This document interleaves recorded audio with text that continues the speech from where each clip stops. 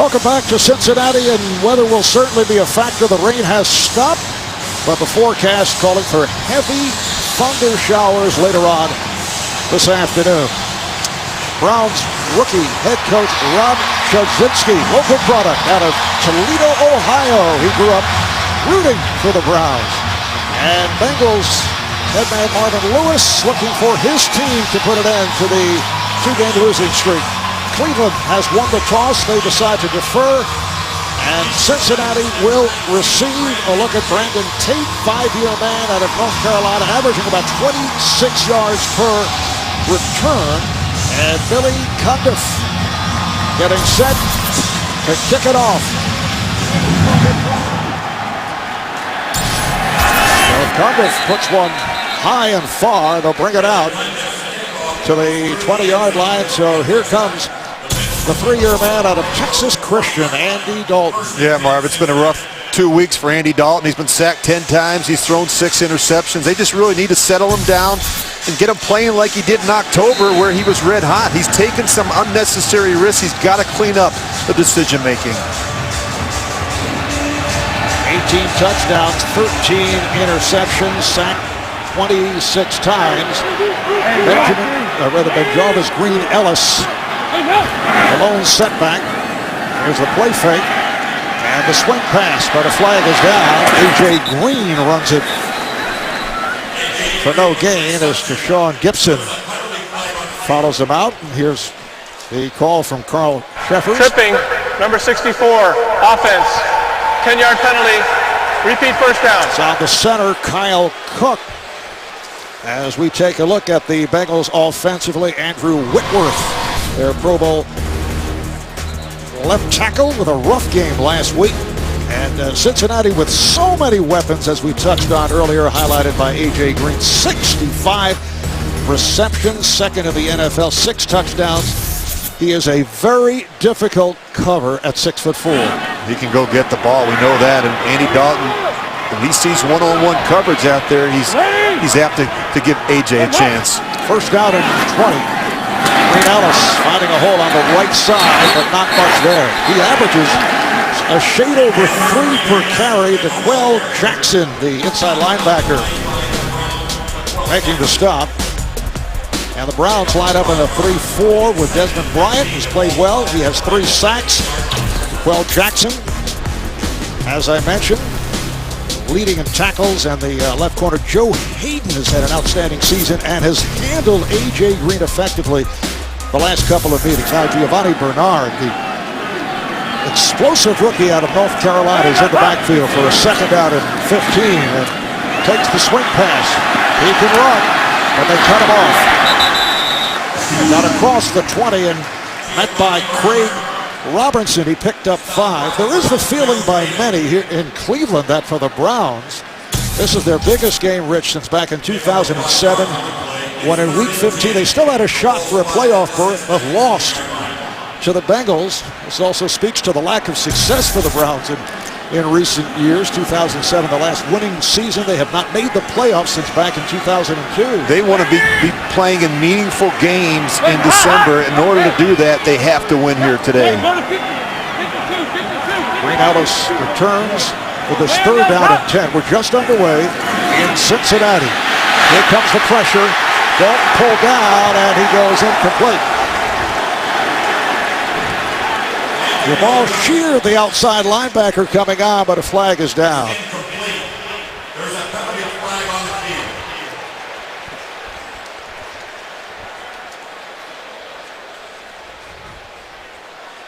Pass interference, number 84, offense. That penalty's declined. Result of the play, 4th down. Offensive pass interference on the tight end, Jermaine Gresham. Yeah, you just look at Jamal Sheard. He's going to be working on Andre Smith, the right tackle. And this guy is a handful. He beats you with speed right around the corner. Andre Smith doesn't do a good job keeping his feet and extending his hands. Andy Dalton does everything he can just to throw that one away.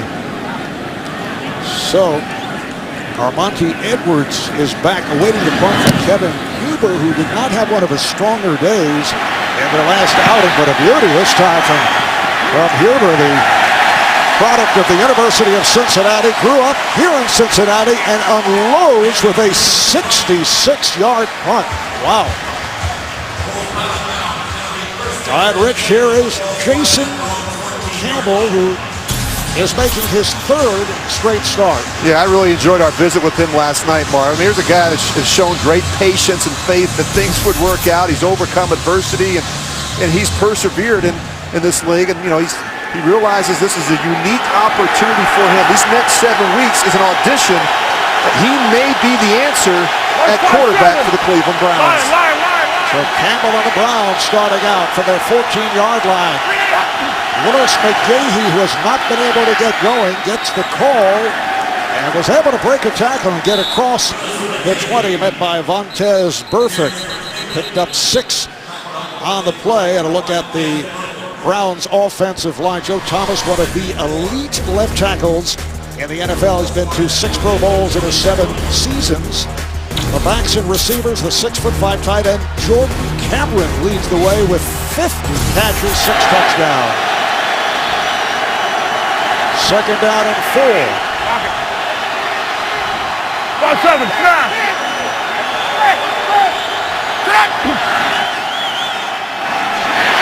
And it is McGahee, and they get him back behind the line. Stopped by Reggie Nelson. Lost 2 on the play. The Bengals defensively with Carlos Dunlap having a terrific season with 6 sacks. How about Vincent Ray last week playing for the injured Ray Malaluga? 13 tackles, 3 sacks, and a pick for Ray. And in the secondary, out of Pac-Man Jones starting for the injured Leon Hall.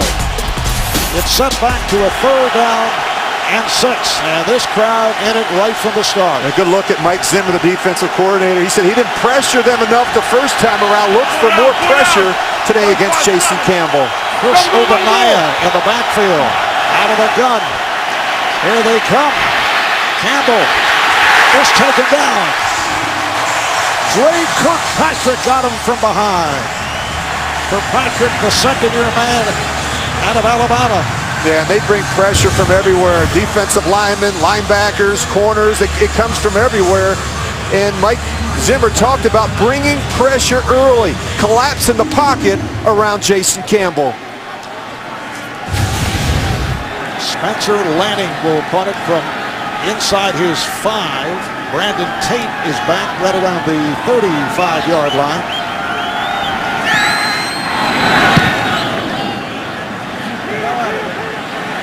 Tate calling for the fair catch at about the 34. 49-yard punt. We'll take a break. The Browns and the Bengals scoreless here in the early moments. Last 2 games for Andy Dalton. Well, he's thrown for only 2 touchdowns. He's been intercepted 6 times. In the previous 4, he threw for 11 touchdowns and only 3 picks. Green Ellis picked up 2 on the play. You know, the last time that these teams faced each other when they were 1st and 2nd in the division at midseason or later, Rich, that was week number 9, 1995, when there was a 3-way tie with Pittsburgh at 3 and 4. Eric Zier was the Browns quarterback. He beat Jeff Blake and the Bengals. Some names from the past. It's been a long time, a 4-yard advance here for Green Ellis. If you really study, Marv, Cincinnati the last couple of weeks, they've gotten off to some really sluggish starts. And anytime you face a team that's fresh off their bye like Cleveland, it is important to start fast. And they haven't done that. You know, you look at them, 3 points in the first half of the last 2 games. It's so difficult when you fall behind early. Giovanni Bernard back into the backfield for this 3rd down and 4. Dalton from the gun. Sets up short. He is short of a 1st down. A.J. Green making the catch. Just a 3-yard pickup, met by Joe Hayden. Well, if you wonder what the Browns did during their bye week, they tried to clean up their 3rd down defense. Hayden's actually outside. He's playing a 2-deep coverage technique. He's got his eyes in the backfield the whole time. He's able to come off and make that stop. But they have really worked on their 3rd down defense. They're giving up 46% on 3rd down, which has been a problem for them. for the first half of the season. Kevin Huber on to punt for the second time. His first was a 66-yarder. Armonte Edwards, a 4-year man from Appalachian State, lets it go, and it bounces out of bounds at the far side. This one goes for 36. 6 minutes gone by in the first. Back in a moment. The NFL on CBS is sponsored by Southwest Airlines. Find our fares online only at southwest.com. Taco Bell. Sometimes you gotta live Moss. And by Bud Light, official beer sponsor of the NFL. This the second possession for Jason Campbell and his Cleveland Browns. 1st and 10 from the 20. Chris Ogbonnaya in the backfield.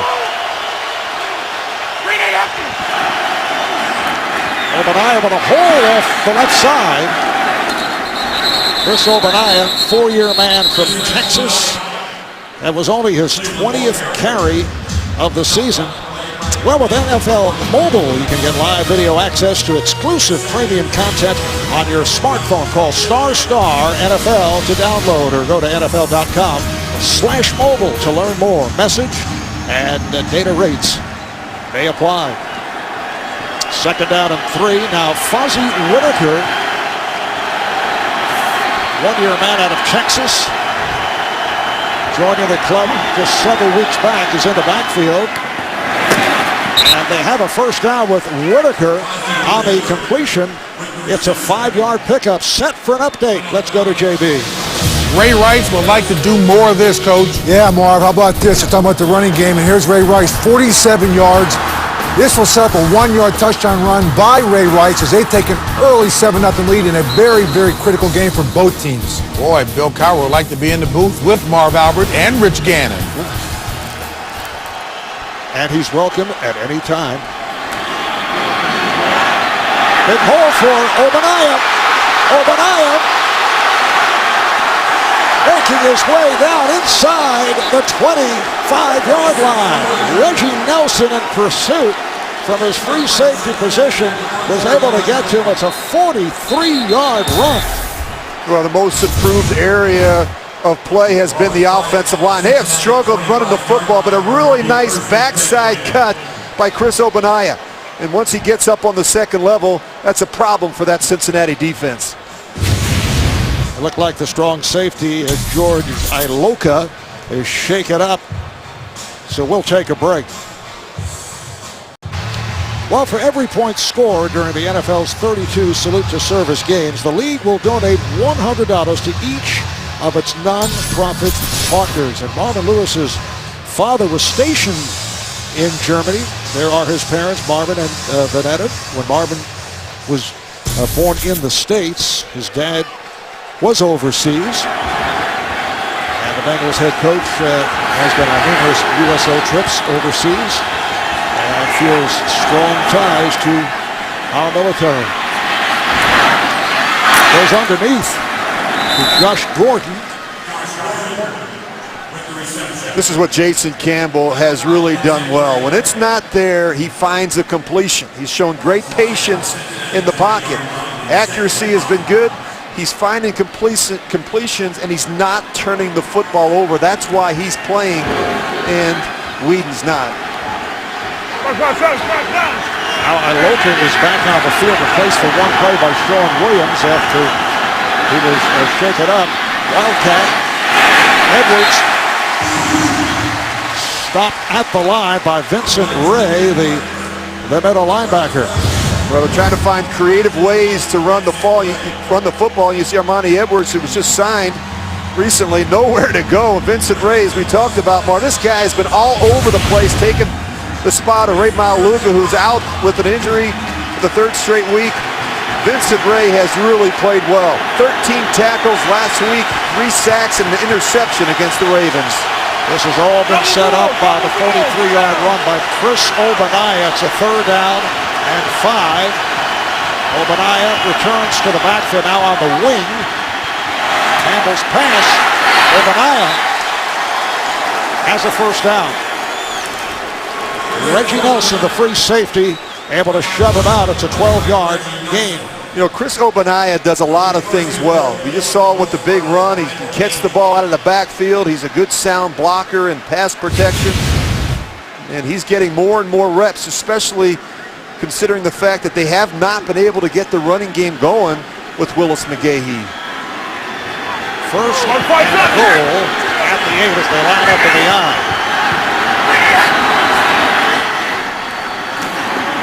McGahee battling his way, tries to get inside the 5. Michael Johnson, the right defensive end, makes the stop. So McGahee picking up the 4 as a flag comes flying. In their last game, McGahee 21 carries, just 31 After the play was yards. over, unnecessary roughness, number 55 defense, half the distance to the goal, automatic, first down. Well, there is Vontaze Burfict, the most penalized player in the NFL, and not a good move, obviously, by Burfict. Now you got to be able to control your emotions. You know, these players get frustrated. 134 penalty yards, the most in franchise history a week ago against Baltimore. First and goal at the 2 for the Browns. Coming up on 5 minutes left in this first quarter. McGahee in the backfield. Takes a handoff on a delay, and he is stopped short of the goal line. Picked up about a yard. Vontaze Burfict with the 6 personal foul penalties this season, most in the NFL. Had 1 against the Packers, 3 against the Bills, 1 against the Jets. Last week had 1 against the Ravens. Well, I really like this player, Marv. He's a tackling machine. He led the team in tackles as a rookie last year. He's got 128 total tackles, the most in the NFL. Not bad for an undrafted free agent, but he's got to be able to control his emotions and play smart within the scheme. Number 90, Billy Wynn, a defensive lineman, is in the backfield. They went with that look last week. Fake handoff. Campbell rolls, throws to the back of the end zone, intended for Jordan Cameron.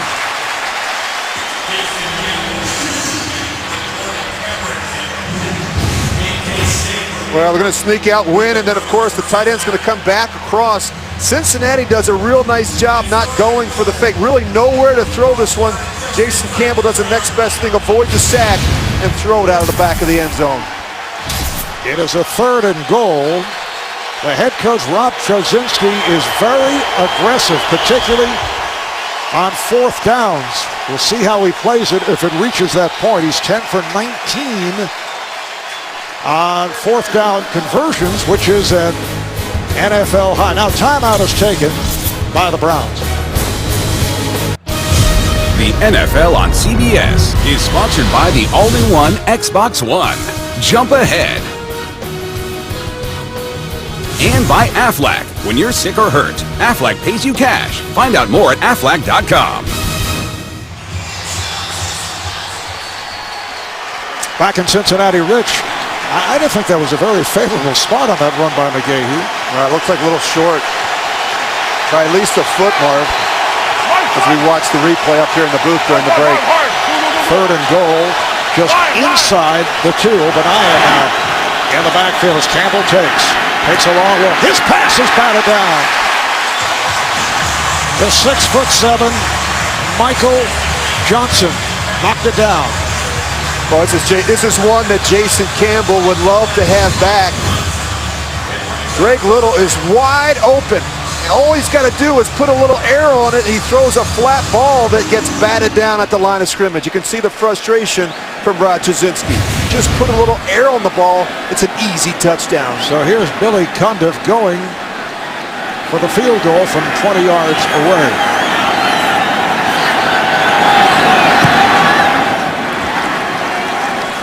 The Browns on the board with 4:10 left in the first. 3-0 Cleveland. Look at Chris Obanaya, who set up that long drive for Cincinnati with a 43-yard run. Obanaya, originally a 7th-round pick of the Rams. Signed by the Browns off Houston's practice squad. Brandon Tate is back deep. And he will stay right there. Well, Rick Brissett for the enormously popular feature, Rich Gannon history, as we go back to 2002, the last time that Cleveland swept the season series from Cincinnati. Some familiar names: Kelly Holcomb, who threw 2 touchdown passes in that first meeting, second meeting. Tim Couch led the way. That's the last time that the Browns swept the Bengals. Well, they've had a lot of quarterbacks since then, really both the teams, but particularly the Cleveland Browns. And still searching, they're hoping it's Jason Campbell. Goldman's pass picked off, intercepted by Hayden. Joe Hayden comes up with his second pick of the season and returns for 15. So the Browns in terrific field position off the interception of Dalton. Well, you just have to be able to see throws when you throw it in the direction of Joe Hayden. I mean, he does a great job route reading, recognizing formations, and just watch him drive on this throw. And if you throw it behind the receiver anywhere near Joe Hayden, he's bound to make a play. This guy is having a terrific season for the Browns.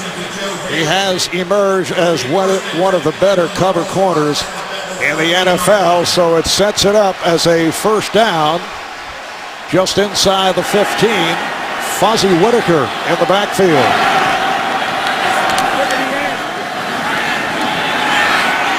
Campbell pumps and now throws. It is caught at the 10 by Greg Little. Reggie Nelson on the coverage. Joe Hayden has absolutely had a terrific season. Look at these numbers against some of the game's best receivers, and he matches up against the best ones each week. Last time he got together with A.J. Green, look at this, just 51 yards receiving. And I always say, all things being equal, work away from Joe Hayden. Second down and 6. Obadiah returns to the backfield. A 3-0 lead for the Browns as we approach 3 minutes remaining, first quarter. Campbell pumps, throws, overthrew.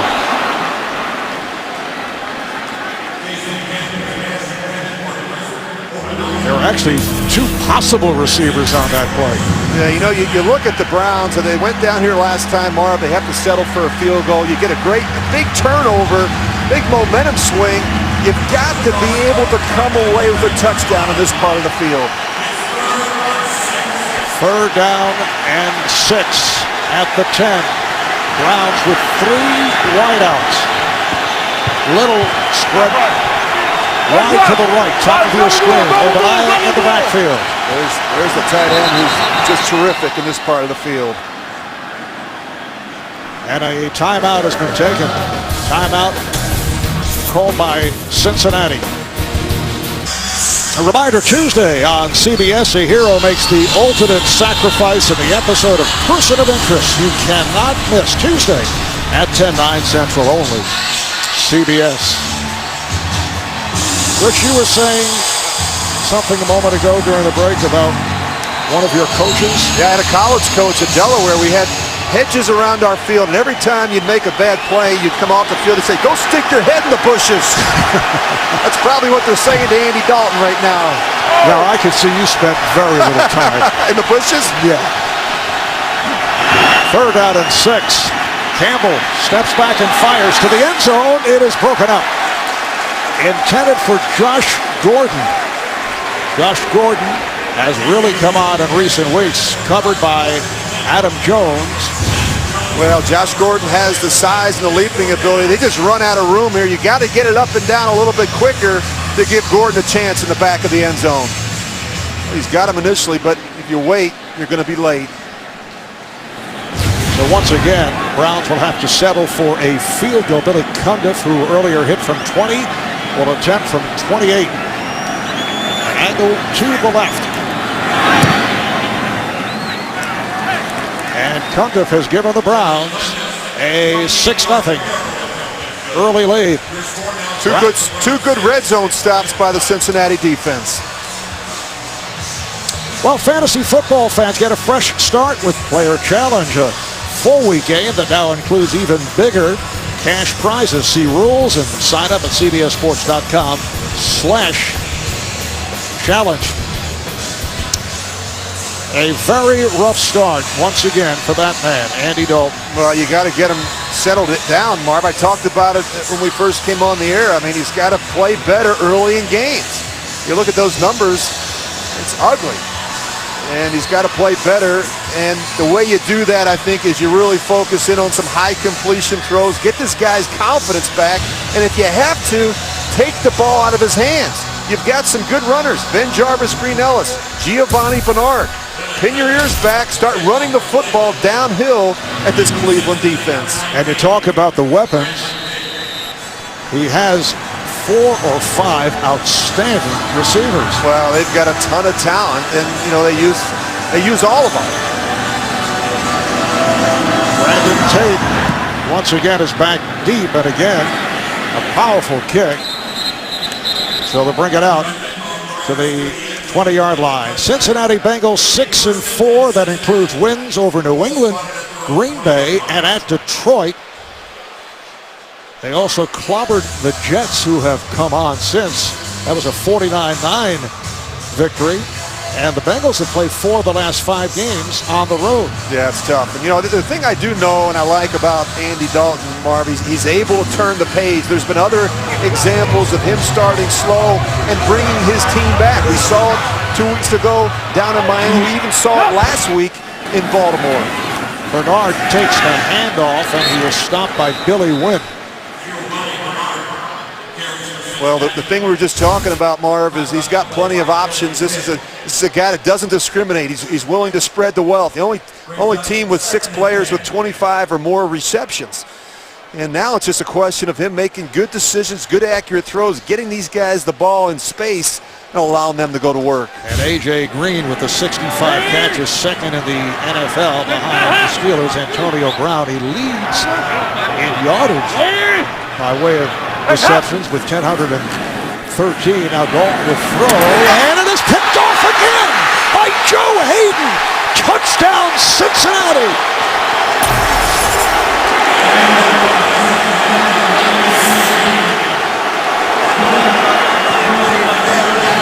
Well, this is just foolish. I mean, we've seen this from Andy Dalton a couple times. We saw it in Miami, missing the receiver inside. You can't miss the receiver inside and be late. And he misses A.J. Green inside where Joe Hayden has the easy pick 6. I said, all things being equal, work away from Joe Hayden. Don't get this guy started. Hayden returns it 29 yards for the touchdown as he continues to do a spectacular job in covering one of the best. A.J. Green. Billy Cundiff adds the extra point. It is a 13-0 lead for the Cleveland Browns. Joe Hayden in his 4th year out of the University of Florida. Marvin Lewis telling us he has great speed, he has those long arms, and he points out he is not afraid. He will gamble once in a while. Yeah, and both of the interceptions have come from off coverage. Now, when you've got a receiver running an out-breaking route, you can't miss behind the receiver. Watch Joe Hayden get a jump on this. A.J. Green runs a pivot route. He's working to the boundary. You've got to be able to use the sidelines, and you can't miss inside.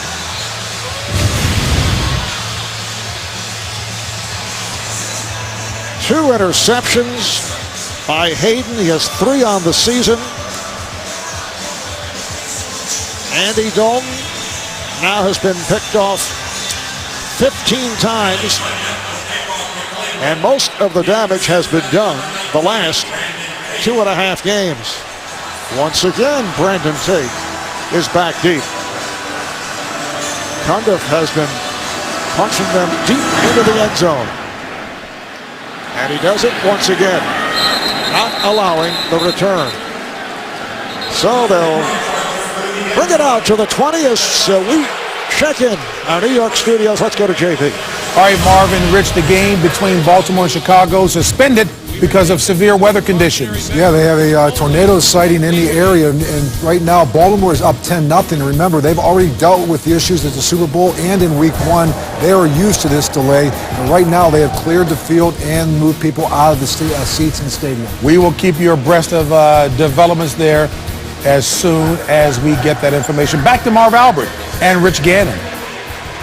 All right, JB and Bill, penalty marker thrown. Unnecessary roughness is the call, and it's against the Bengals. Well, 4 games this season have been delayed by weather. They're expecting the storms and the heavy rain to take place here in the Cincinnati area, but later, perhaps in the second half, as Rich has brought his radar with him, and we'll go to the telestrator. Yeah, we have winds coming from the west to the east. I always wanted to be a weatherman. Instead, I'm doing games with you. Go figure. I do think you're in the wrong profession. All right, first down for Dalton, and his pass is knocked out. Knocked out by John Hughes, a defensive lineman, and Dalton is now hearing it from the crowd. Yeah, a lot of boos here. This is not the way Andy Dalton wanted to start. You know, both interceptions in the direction of A.J. Green, and of course, Joe Hayden has been sitting waiting. And there's been so much talk this week about the matchup between A.J. Green and Joe Hayden. Joe Hayden clearly got the best of him last time. He's off to a terrific start. Bernard in the backfield. Dalton just 2 of 6, 8 yards and 2 interceptions. Here's Bernard picking his way. Flag comes flying in the backfield as DeQuell Jackson is able to make the stop. It's a 5-yard advance. Holding, number 77 offense, 10-yard penalty, second down. Call on the left tackle, Andrew Whitworth. You know, it's like Cincinnati's asleep. I mean, this is not the kind of start that they were looking for. A good look at the matchup between Joe Hayden and A.J. Green. I think it's really important, Marv, for A.J. Green not to get frustrated. I mean, those interceptions are not his fault, and it's important to get him some touches. Get him some touches early. Can't let Joe Hayden keep sitting out there and making plays. And he was very candid about his last appearance against Hayden back in week 4. Oh, it is dropped by Gresham, the tight end, not able to hang on right at the marker. But A.J. Green said he let the game get to him. He said he was frustrated. His personality was not characteristic. He was pouting, and it was all because of the coverage job done by Joe Hayden. Absolutely, just frustration. I think we're going to see some frustration here as well. I mean, Jermaine Gresham, I saw him drop this very same route in practice, and you know, Cincinnati needs to eliminate the turnovers and drops which have plagued this offense the last 2 weeks. Set back to a 3rd down and 20. Pass underneath, Bernard. Way short of the first down. He did pick up 14. Craig Robertson, the inside linebacker, making the stop. Yeah, you're 3rd and 20 there. You got to be smart. Time to go over there and start looking at the pictures and try and figure out what's going on with the coverage. And that was the 5th possession already by Cincinnati, because the Brown possessions have been so quick for the 13 points by virtue of the interceptions by Hayden. Edwards is back, and he'll look to run. Monty Edwards trying to barrel his way and has slowed down at the 20. A 48-yard punt, 6-yard return. Andrew Hawkins, a recent addition to the roster on special teams, makes that tackle. Well, the Philippines, as you are all well aware, has been hard hit by that devastating typhoon, and thousands have lost their lives, and there's been massive property damage. The victims urgently need your help. Please visit redcross.org to make a donation. CBS cares. Cleveland Browns return to the offense at the 20. Final minute of his first quarter. Willis McGahee returns to the backfield. Angles pass is intercepted by Harrison. James Harrison picks it off. James Harrison, touchdown. He would not go down. He looked like a fullback. Just talk about being in the right place at the right time. James Harrison's just going to drop in coverage. He's right here. See him drop in coverage. He just gets that right hand up there, is able to deflect the ball, tip the ball by Michael Johnson. What a great effort finding the end zone. As you see, several Bengals had opportunities. Alex Mack, the center, with that last chance, but Harrison kept going and returns it for 20 yards on the intercept. And it appeared he was able to make his way to the end zone. Boy, James Harrison looked like a fullback there. However, there's a flag on the play, and they're going to bring it back. There's a block in the back, and it might have been Brandon Thompson. Well, the one thing you didn't want to do if you're Jason Campbell, I mean, you guys are just playing well, you build an early lead, and you make that kind of mistake coming out of your own end zone. But a Cincinnati ball from the 22-yard line, and Green Ellis going to his left is stacked up. Lost 3 on that play. Well, right here, you're going to see him come in, Brandon Thompson. He blocks Joe Thomas from behind.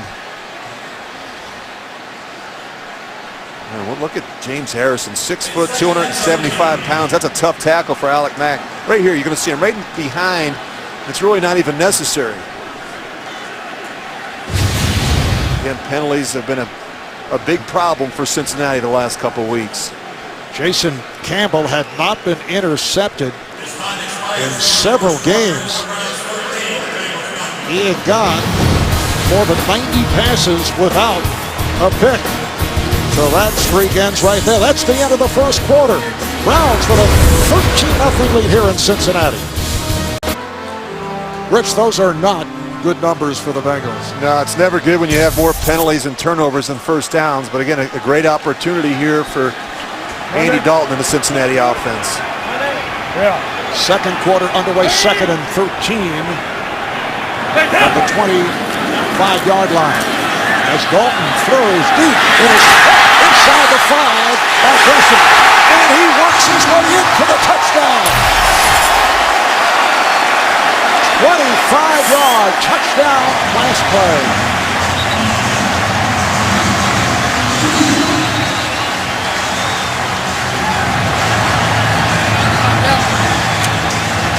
Andy Dalton with his 19th touchdown pass of the season to bring the Bengals right back into it. Yeah, you're just going to see Gresham. He's going to work to the corner, and Andy Dalton does a nice job getting this one out in front. Great concentration here. He's going to take a lick. Now he's able to kind of stay on the field and finish the play. I love the fact that Andy Dalton goes right back to Jermaine Gresham after he dropped the ball on the previous possession. For a moment, it appeared that the Browns had him tied up, but Gresham was able to fight his way into the end zone. And now the try for the extra point by Mike Nugent.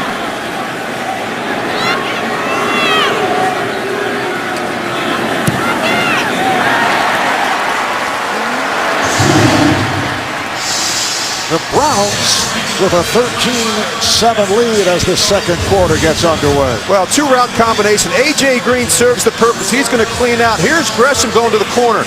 We call this a scissors route.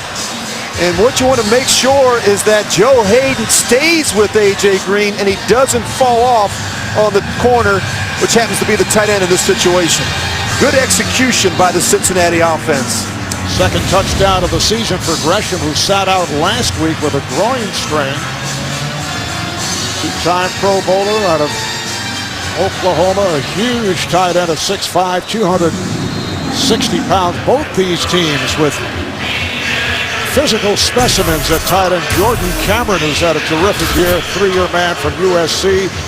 For the Browns at 6'5", 245 pounds, and he has 50 catches, 6 touchdowns. We have a bunch of tight ends in this game that run routes like wide receivers. I mean, these guys are a handful for linebackers and safeties. Fozzie Whitaker is back deep.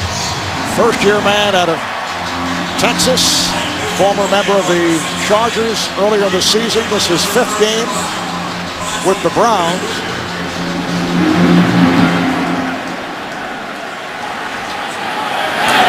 And Whitaker will stay right there, so they'll bring it out to the 20-yard line. Coming up, the Verizon halftime report. The guys, or most of them, busy at work. JB, Dan, Shannon, Boomer, Coach Bill Cowher will have all the latest NFL scores. See Bill and Dan in very deep thought. They'll have highlights coming up on the Horizon halftime report. Boomer was coloring. Did you see that? He was coloring. I saw the crayon. I did not realize.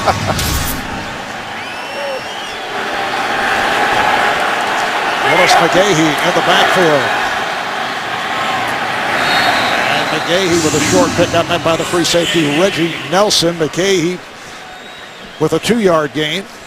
Well, the Browns need to be able to run the ball some, and with more efficiency, just 26 in rushing. They're averaging just a little over 81 yards a game on the ground, and they can't be a one-dimensional team. They have to be able to get some production on the early downs against this Cincinnati defense. Aside from the fact that McGahee is in his 11th year at, 32 years of age, what is going on with Willis McGahee? Just not a lot of explosive runs. You don't see him kicking out of tackles anymore. And that screen is stopped.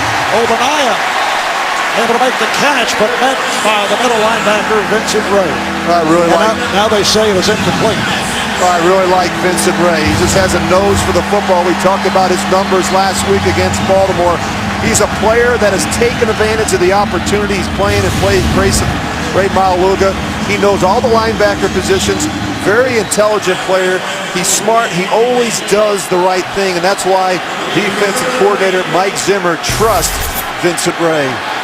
Obadiah had it, and then as he took the hit from Ray, lost possession. It's a 3rd down and 8.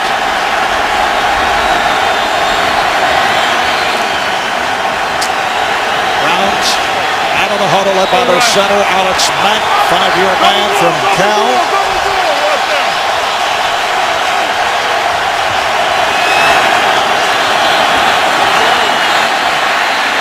And that is blown dead. False start. Number 72, offense. 5-yard penalty. 3rd down. False start on the right tackle, Mitchell Schwartz. Well, on the right side of that offensive line has actually played better, and I think getting Laval back in there has helped. You're going to see just a little bit of movement early. He knows he's got to get back in his stance because he's got to block Carlos Dunlap. Sean Laval back at right guard. He missed the first 4 games with a sprained left ankle. It's Joe Thomas, John Greco, Alex Mack, Sean Laval, Mitchell Schwartz up front for the Browns. Now looking at a 3rd down and 13. Campbell with time, able to complete underneath, but short of the 1st down as he hits Gary Barnage, the backup tight end. Well, Barnes is going to stay in initially to block, to slow down the edge rusher. And then once he gets out, he's an outlet for Jason Campbell. Spencer Lanning back inside his 30. And he'll punt it away to Brandon Tate.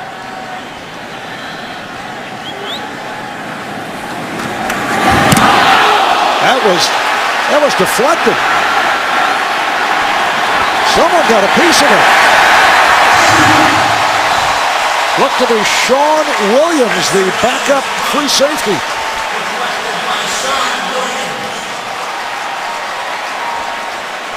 It's about an 8-yard punt. Well, great extension.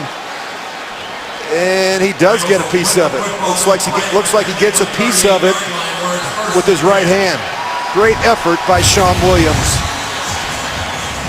Sean Williams, rookie from Georgia, 3rd-round draft pick. So Cincinnati will take over at the Cleveland 38-yard line. Giovanni Bernard is in the backfield. Here's the play fake. Dalton completes. A.J. Green making the catch and then tripped up by Deshaun Gibson. You just go back and listen to it. Oh, yeah. Spencer Lanning never felt him coming off the edge. 2 big plays. One by the Cincinnati defense, the interception by Harrison. Now a block punt gives Cincinnati great field position. They have a 2nd and 6 at the 34. Green is to the right. Pass to Saveri, who can throw, and he does. It is caught. It is caught by Bernard.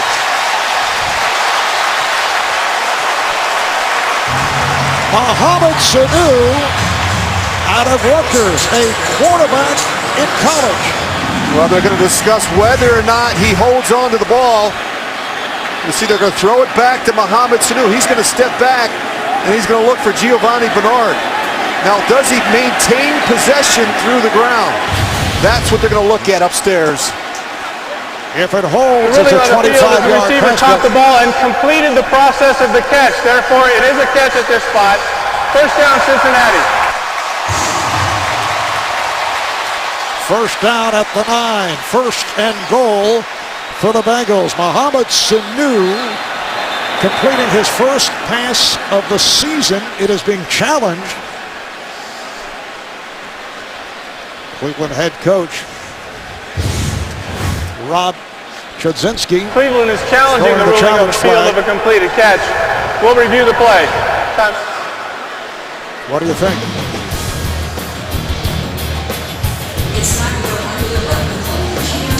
All right, we'll get the official ruling in a moment.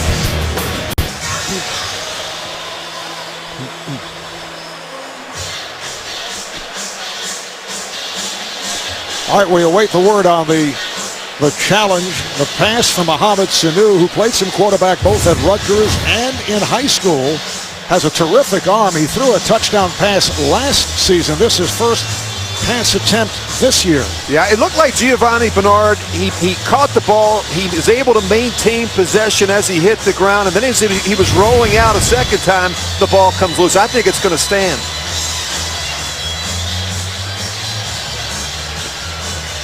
Referee is Carl Sheffers out of Whittier, California. After review, the ruling on the field stands. Cleveland will be charged with their first team timeout. That was great concentration.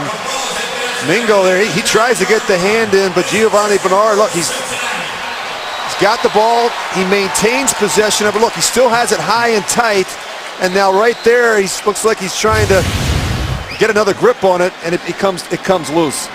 I thought it was the right call on the field. So the Browns lose a timeout. They have one left. First and goal at the 9. Bernard in the backfield. He's straight ahead.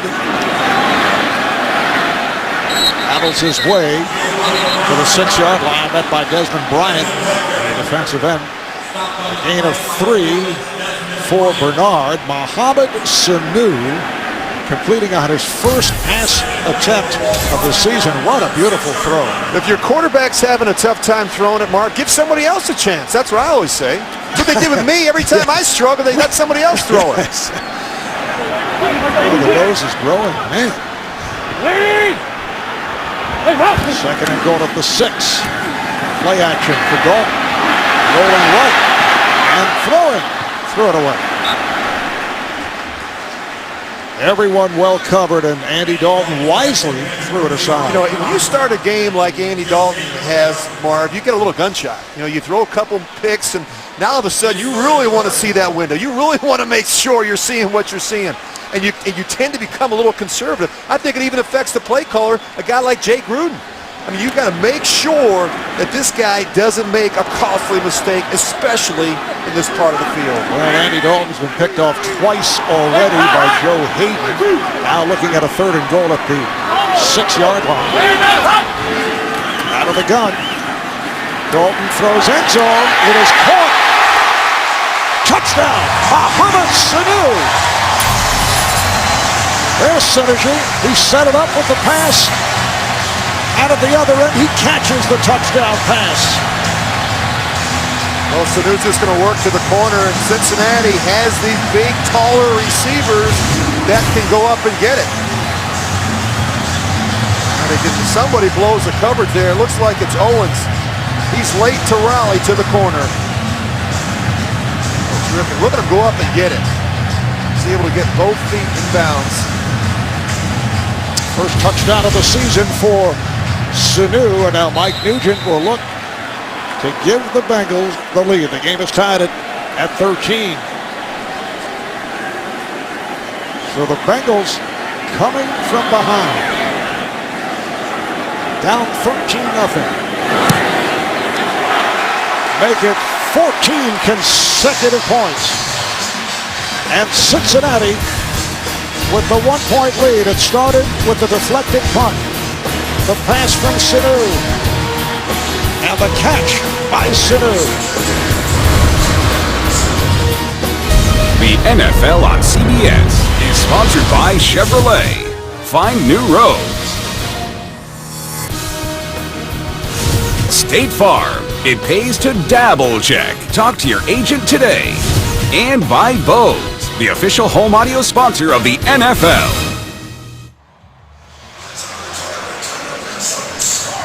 I know Rich will be stopping by a little bit later on. Marv Albert, Rich Gannon from Cincinnati. How about 14 points in 2 minutes and 57 seconds? It's amazing. This Mohamed Sanu, and you know this guy's a talented player.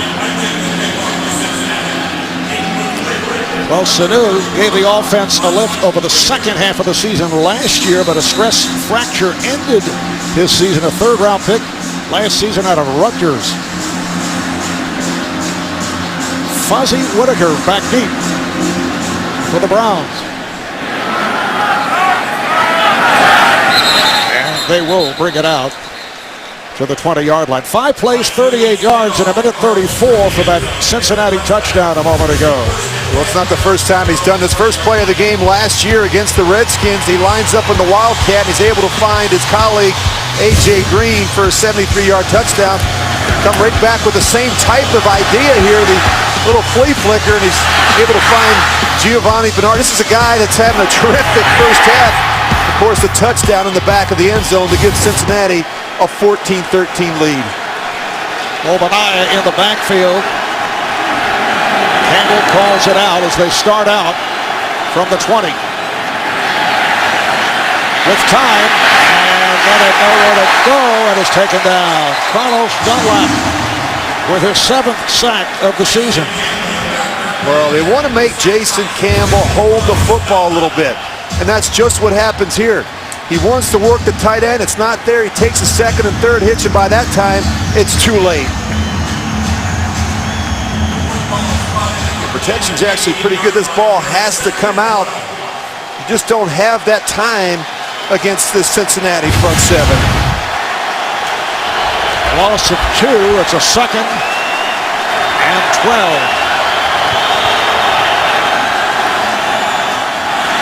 Obadiah off the inside handoff. So the Bengals have turned things late first quarter on to the second after they were down 13-0 and down in spirit off the 2 interceptions by Joe Hayden.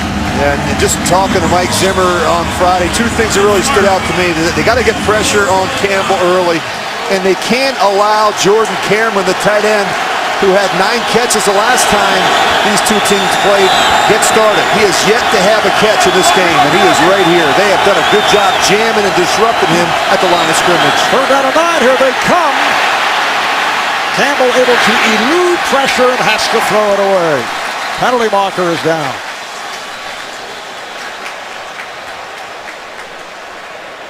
There is a penalty flag on the field.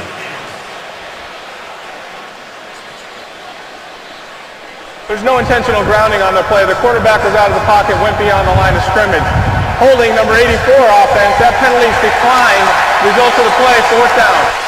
Well, that's not what they want. They don't want Jordan Cameron in there blocking. And he's trying to, you see, he clearly grabs Michael Johnson. Jason Campbell has nowhere to go with the ball. We say those hits, those hurries, and the knockdowns just as important as the sacks. 3rd punt for Spencer Lanning had his last deflected. An 8-yard punt. I wonder if that's on his mind. This time he has cleared path and gets it away. Tate comes up, makes the catch. And then a submarine inside the 45. 41-yard punt and a 9-yard return. Jordan Poyer on the tackle. A 1-point lead for the Bengals. Cincinnati from its 46-yard line. 10 minutes and 18 seconds remaining in this first half as Green Ellis gets to midfield, met by Taba Rubin. It has been a streaky first half. Cleveland taking a 13-0 lead in the first quarter. A couple of interceptions by Joe Hayden. One return for a touchdown. Cincinnati roaring back within less than 3 minutes. 14 unanswered and 17 points in all off turnovers. Yeah, we're just talking in the break. It's amazing that Cincinnati's ahead in this game after you consider how poorly they started on offense in the first quarter. 2nd down and 7. Play action and Dalton throwing deep down the left side. Intended for Sanu, well covered by Buster Screen. Well, tonight on 60 Minutes, the wealthiest Americans giving away their fortunes. Who will be helped? You can hear from billionaires, including Bill Gates and Warren Buffett. That's tonight, 60 Minutes, only CBS. 3rd down and 7. Bengals at 6 and 4.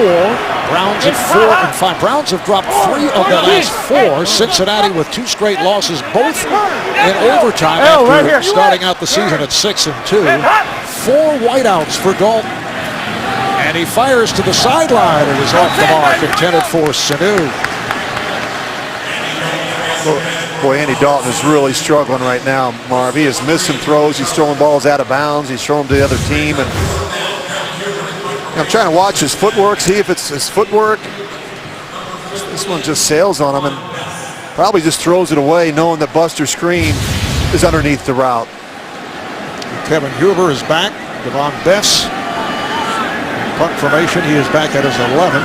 And it's not the wind at this point. They're expecting windy conditions later on this afternoon. With Bess with a fair catch inside the 10-yard line. No, I don't get the sense that the wind has really anything to do with either quarterback's ineffectiveness throwing the football.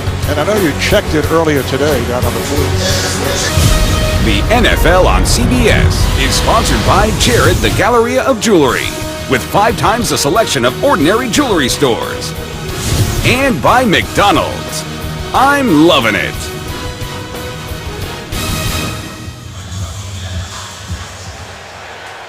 Well, these folks are prepared for the rain that is expected later on today here in Cincinnati as the Bengals start out 1st and 10 from the 10-yard line. So the Browns with Obadiah picking up perhaps a yard, met by Burfict and Marcus Hunt.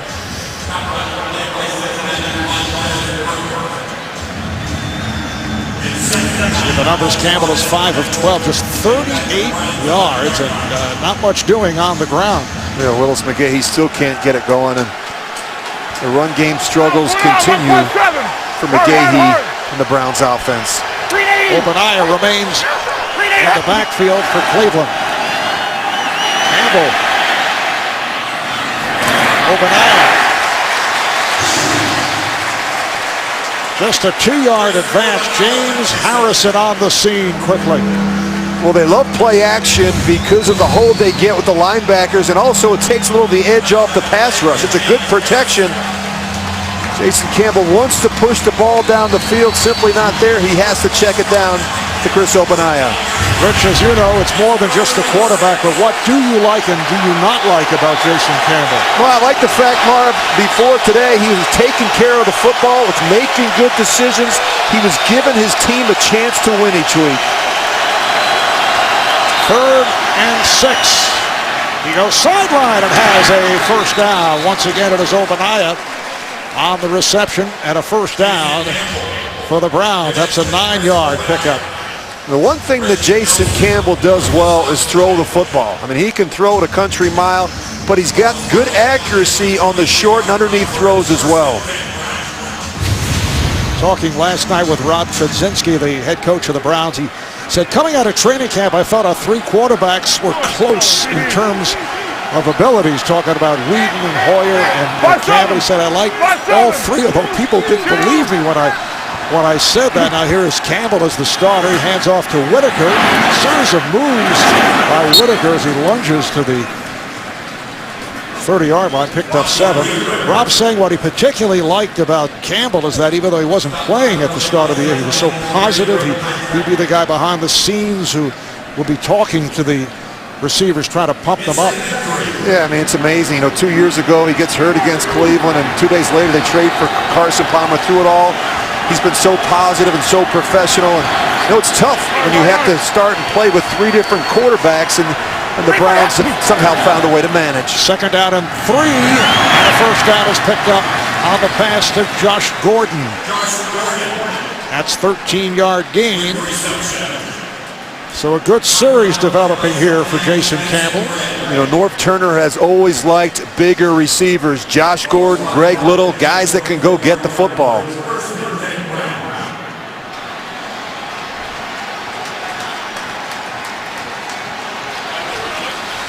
All right, we'd like to welcome those of you who have been watching the Ravens and the Bears. That game has been suspended because of weather. Marv Albert, Rich Gannon from Cincinnati. A 14-13 lead by the Bengals with 14 unanswered after trailing 13-0. Here's Campbell. He completes. McGahee makes the catch right at the marker. Let's see where they spot it.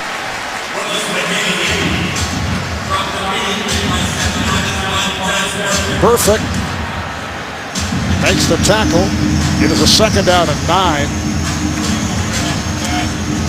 Well, Cincinnati with a 13-0 run at the start. 2 interceptions by the corner Joe Hayden, picking off Andy Dalton. Cleveland comes back with, and it's a 14-13 lead for the Bengals.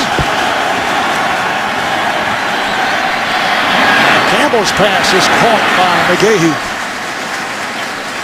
Again, just a short advance. Picked up 3. James Harrison on the tackle. Well, Cincinnati's not allowing Jason Campbell to throw the football down the field. Just about every throw, he's having to check it down to the backs, and these Cincinnati linebackers are rallying to make the stop. Not a lot of big plays through the air for Jason Campbell. Good look at Norv Turner, the offensive coordinator. Loves the vertical passing game, loves to stretch the field with those bigger receivers. 3rd down and 6 at the 47-yard line. Out of the gun, Campbell fires one incomplete. Intended for Devon Bess. Well, they do a really nice job. Cincinnati's going to bring pressure. They do a nice job blocking it up on this left side and giving Jason Campbell a chance to step up in the pocket. You just got to be able to make this throw. You can't throw it behind Devon Bess. He's trying to slow him down a little bit in the hole, but he misses him. So Spencer Lanning comes on to punt for the 4th time. Brandon Tate is back behind his 10-yard line. Oh! It is blocked. He had one deflected earlier. Spencer Lanning is blocked, and it's run in for the score. Tony Dye, who was just promoted to the roster from the practice squad. A 2-year man out of UCLA, able to pick up that loose ball. Jason Dimanche coming up with the block. Well, that's 2 now. Sean Williams got 1. Dimanche gets 1. Penetration right up inside. This is just too easy for Tony Dye, as you mentioned, Marv. He just got picked up, just signed yesterday off the practice squad. Ball still bouncing around, smart enough to get up and just run in for the easy score. Turnovers have been a big story today in this one for Cincinnati. Rich, obviously when a team blocks 2 punts in one half, they are seeing something that is obvious. Well, they've made changes with the up back. Chris Obanaya is in there. Initially, it was the free safety to Sean Gibson, but they've had some communication issues when it comes to punt protection. Spencer Lanning, who had one deflected earlier, has one blocked, and this is Dye on the return.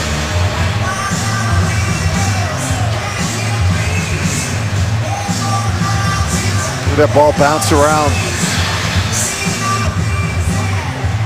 They're trying to determine whether or not the punter actually touched him down. And it's automatically reviewed on a score, so they are checking it out. It's not a coach's challenge. What a way to make an impact when you're just up from the practice squad.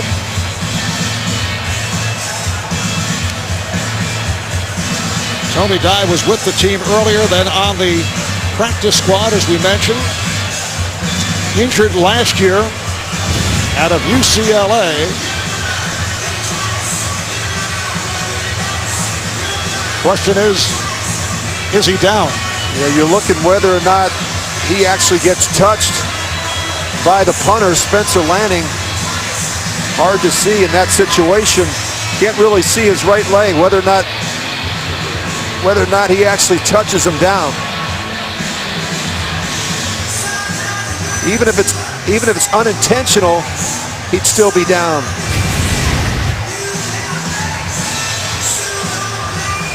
And obviously up on the booth, they are not certain because it's taking quite some time to make the determination.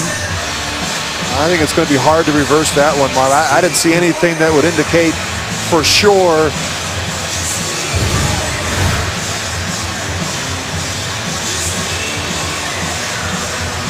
Sometimes it's so tough to tell in the piles.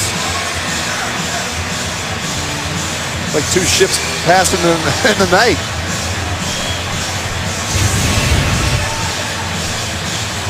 After review, the ruling on the field stands. Touchdown. And that because it is inconclusive, so they're not going to turn the call. It's a 24-yard return by Dye for the touchdown. And now the extra point by Nugent.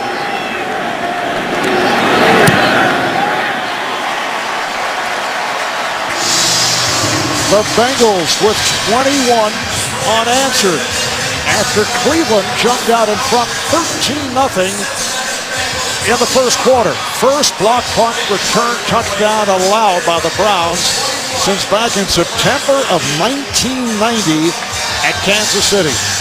Now, anytime you have mistakes in special teams, it's so difficult to overcome. Well, you look at how this game got started. Andy Dalton served up an easy one to Joe Hayden. He somehow was able to come back. He finds Jermaine Gresham on a corner route. Gresham does the rest. Of course, after the flea flicker, Mohamed Sanu makes the big catch, and of course the block.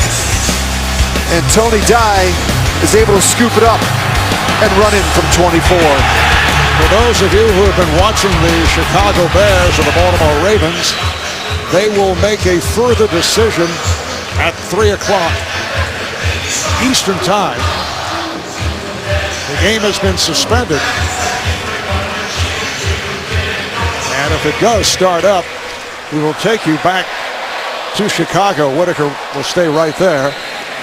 Ironically, Cincinnati, in their last game, went up against the Ravens. They have lost their last two in overtime at Miami and at Baltimore, and Cleveland had their bye week last week, but 2 weeks ago in Cleveland in week 9, they beat Baltimore 24-18 to stop a 3-game losing streak.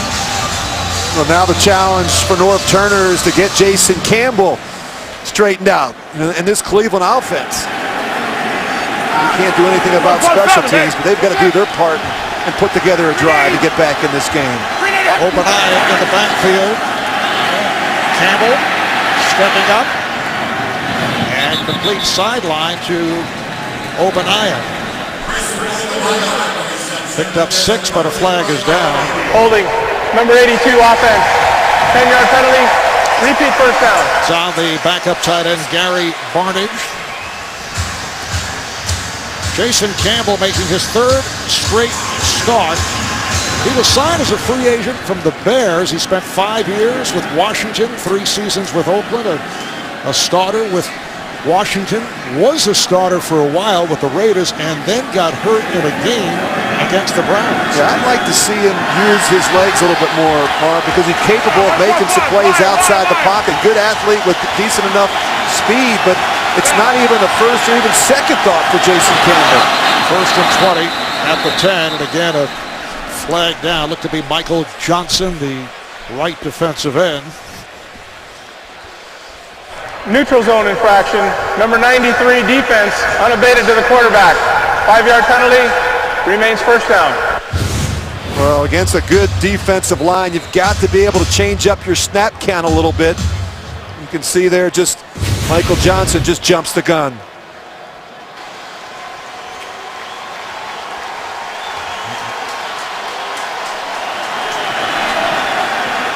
First and 15 at the 15-yard line. Just under 4 minutes remaining in this first half. Marv Albert, Rich Gannon from Paul Brown Stadium in Cincinnati. Obadiah picked up 2. You know, Marv, as I've watched this first half, Cleveland is going to have to start winning the one-on-one battles. They're seeing a ton of man-to-man coverage against this Cincinnati secondary.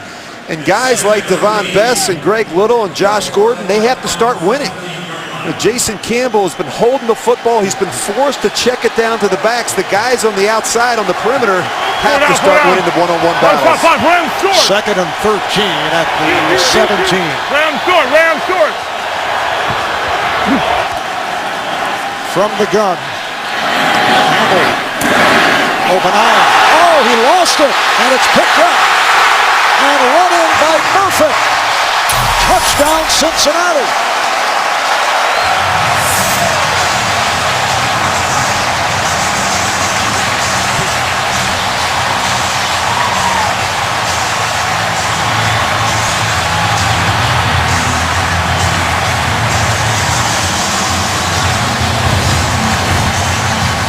Again, Jason Campbell, he's just going to find the back, and Chris Obadiah is going to take a lick here from Vontez Burfict.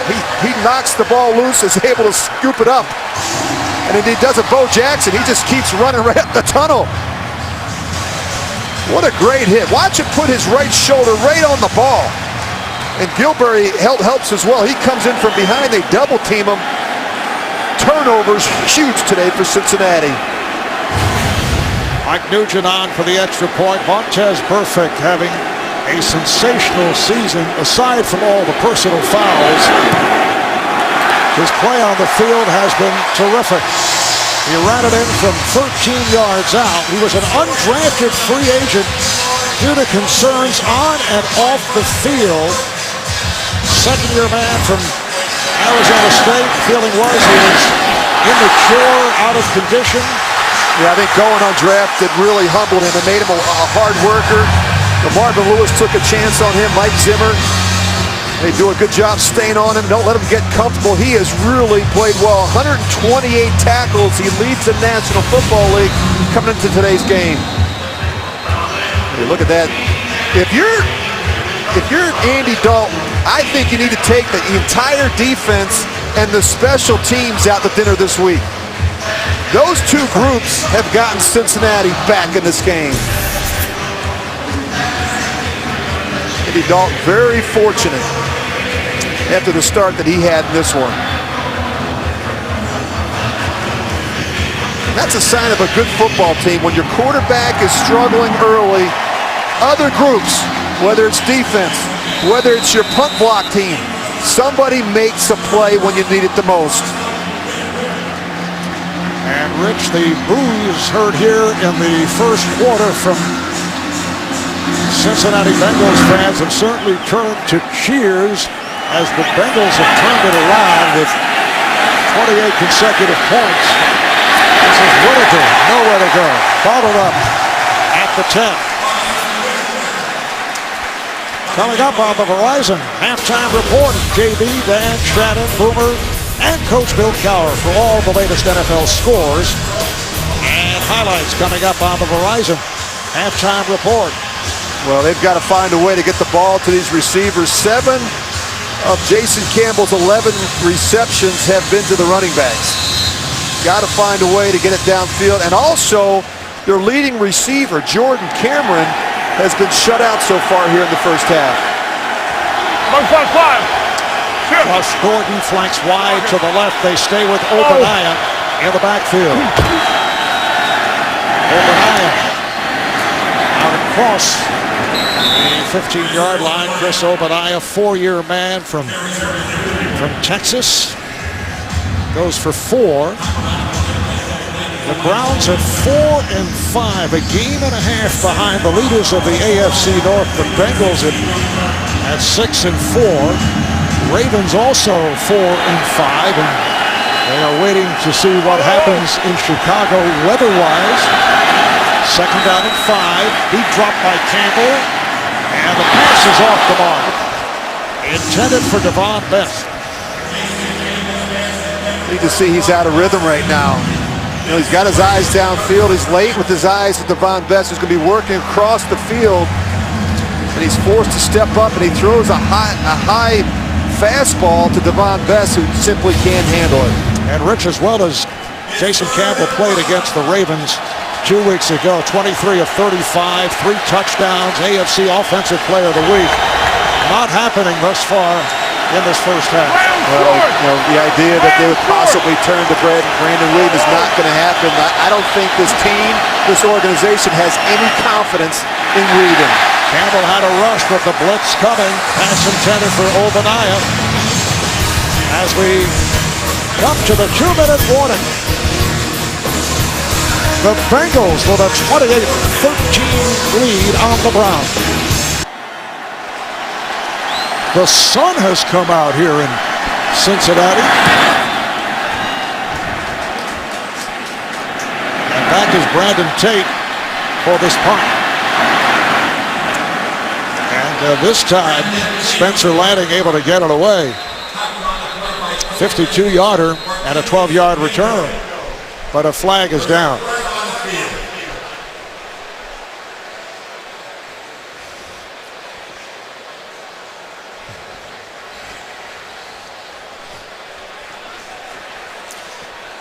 During the return, illegal block in the back. Number 80, return team, 10-yard penalty, first down. It is Orson Charles called on the penalty. Well, if you're Cleveland, Marv, you've struggled through the first half. This defense, you've got to find a way to get a stop here with 1:48 to go. You can't allow Cincinnati to go down the field and get another field goal and have this game get out of hand.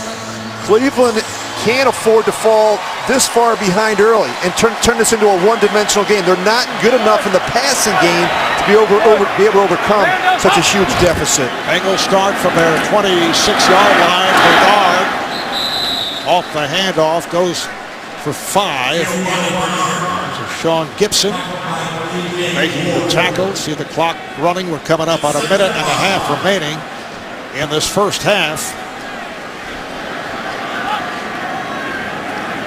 Cleveland has a timeout remaining. Cincinnati with 2 left. As Bernard is taken down. Lost a couple. Armonte Bryant making the stop. And it looks like Bernard is shaken up. Rookie from North Carolina who has really sparkled. Leads the team in touchdowns with 7 in all.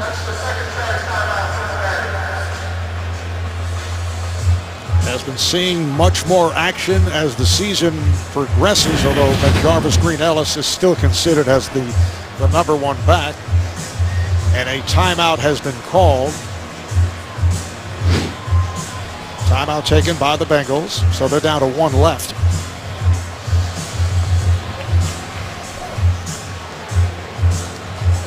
Bernard saying that he wants to be an every down back. He doesn't want to be a guy that's just shifty and provides a change of pace. Well, he's not the biggest back, but boy, he is a handful when he gets in the open field. They try to run the screen and never feels that the defender on his back just rides him to the ground. It's Hazel, and I think he just lands right on him. See Armonte Bryant. 3rd down and 8. 28-13 lead for Cincinnati. Cedric Pierman has come on now at running back.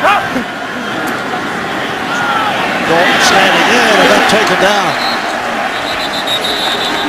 The ball sheared with the sack. First on the day for Cleveland. Cleveland has some really good pass rushers, some interchangeable pass rushers, guys like Kruger and Mingo, and of course Sheard. This is going to come off and get Dalton on the ground. Can rush from a number of different spots, inside and outside, to give Ray Horton a lot of flexibility with his scheme. Browns take a timeout as their final timeout. We mentioned earlier the weather report calling for heavy rain and thunderstorms later on, perhaps sometime in the second half, but suddenly we have sunshine here in Cincinnati. That's not until you board your flight. Yes. Thanks, Rich. Armonte Edwards back for the punt. Has the back pedal, misjudged momentarily, and now goes sideline and takes it out. What a second quarter for the Cincinnati Bengals after a sluggish start where Dalton throws 2 interceptions. He comes right back, finds Jermaine Gresham. After the flea flicker, Mohamed Sanu in the back corner of the end zone. Then a couple big plays. One by the special teams, Tony Dye, who came up from the practice squad. He's able to scoop it up and go in from 24 yards. And then a huge hit here from Vontez Burfict, who scoops it up and does the rest. After falling behind 13, Cincinnati now finds himself up 28-13. A little bit left here in the second. Alex Smith backed up a tight end for Cincinnati, being checked over.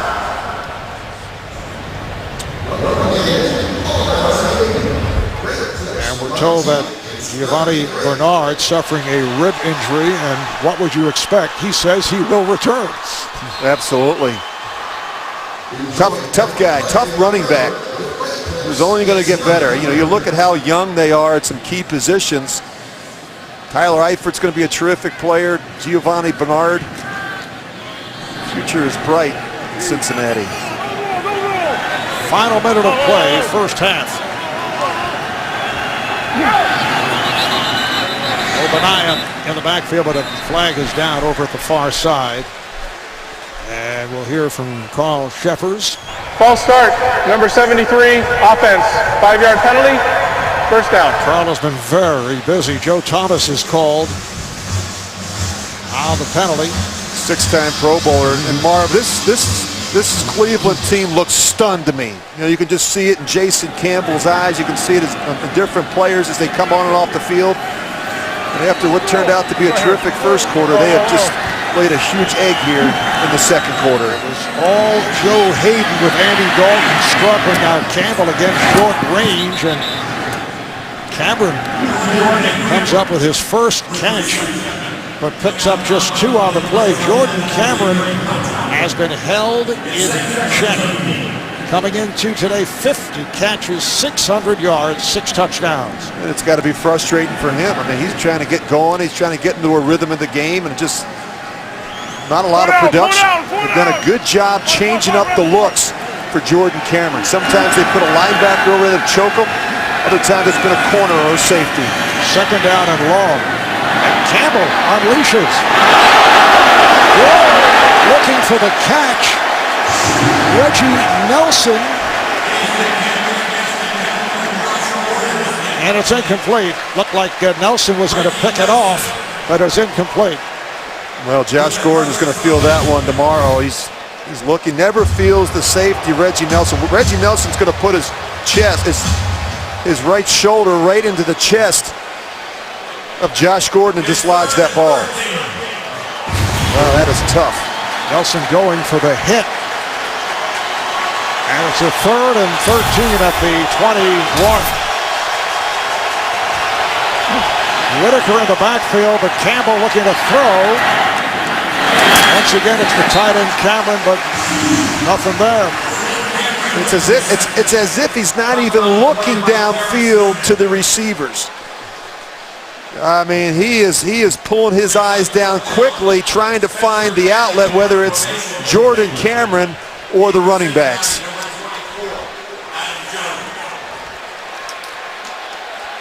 And you got to give those receivers an extra hit. You got to give them a chance to work against man-to-man coverage. Sixth punt coming up. And Adam Pac-Man Jones is back deep. Jones comes up for it. Looks to make the turn. Nice cut.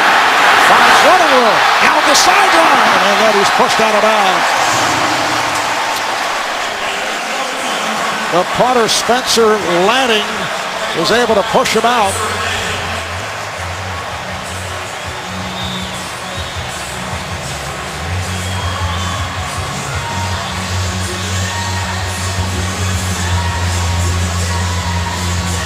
"20 seconds remaining in this first half." Looked like Dre Kirkpatrick shaken up. Kirkpatrick back up corner for the Bengals.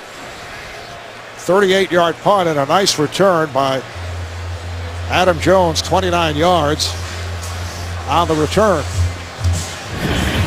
Cleveland Browns at 4-5. They've lost 3 of their last 4 games. Very much alive with Cincinnati 6-4, Cleveland a game and a half out. And the Bengals have lost 2 straight, both in overtime at Miami and at Baltimore. This after winning 4 in a row, including that blowout of the Jets.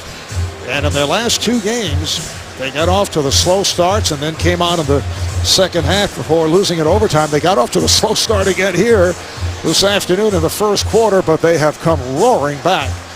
Yeah, they've gotten some help from the special teams, and of course, a big play by their defense, Vontaze Burfict. A big hit that dislodged the ball from Chris Obanai, and he takes it in for the score.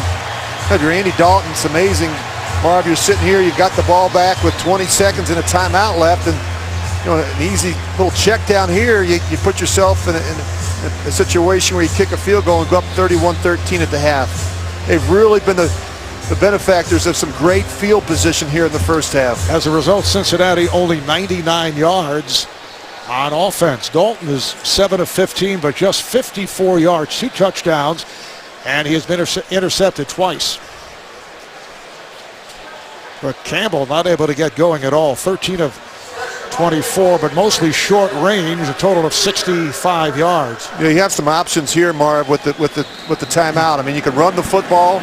You get an open set, screen pass, a quick screen. Any completion here where you can pick up 5, 6, 7 yards would be huge for Cincinnati. 1st and 10 for the Bengals. Just 20 seconds remaining in the half. And Dalton looks to go sideline and overthrows. Pass intended for the tight end, Gresham. And that's okay. An incompletion there doesn't hurt you. 15 seconds left. Still a couple downs. Still have time if they want to run it here. So look at Jay Gruden with that play sheet there. He's trying to find a way to get Andy Dalton a completion. Get him back in rhythm a little bit after a rough first quarter. Green is flanked wide to the right. Just 2 catches, 7 yards for AJ to this point. He's at the top of your screen. Dalton looks the other way, and he completes. Nice sideline move by Marvin Jones, who makes his first catch of the day for 9 yards. It's dangerous to work on that sideline. Marvin Jones working on the corner. Chris Owens, and look at the poor gentleman holding the Look out. the marker. He'll be sore tomorrow. Great job tapping that back foot in. Marvin Jones, 7 touchdown catches already this season. 4 of those coming in one game against the Jets. It's a 3rd down and 1. There's 10 seconds left. So time for one more play as Dalton throws end zone, and it is incomplete. So we're down to 6 seconds. Well, did the right thing there. The one thing he couldn't do is take a sack. Throws the ball out of the back of the end zone. Protect the field goal. So Mike Nugent, who on the season 13 for 17, but has had his difficulties recently. He's missed field goals 3 of the last 5 games, including that 42-yarder that went wide against Baltimore last week. This from 41 yards out.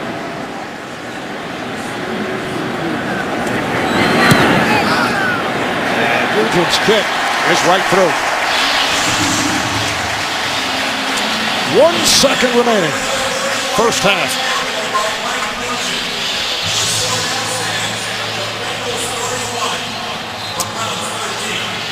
The Bengals now lead at 31-13. They've scored 31 points in the first half against a Browns team that overall defensively is 5th in the NFL. Yeah, and you look at how they've done it, and it's not all been because of their defense, but a franchise record. And again, Vontaze Burfict, he's done his part, and Tony Dye, a special teams performer. Andy Dalton has benefited from a couple turnovers and good field position. The thing that they didn't do, Marv, is panic when they fell behind 13-0. Well, Fozzie Whitaker is back deep. Just 1 second remaining.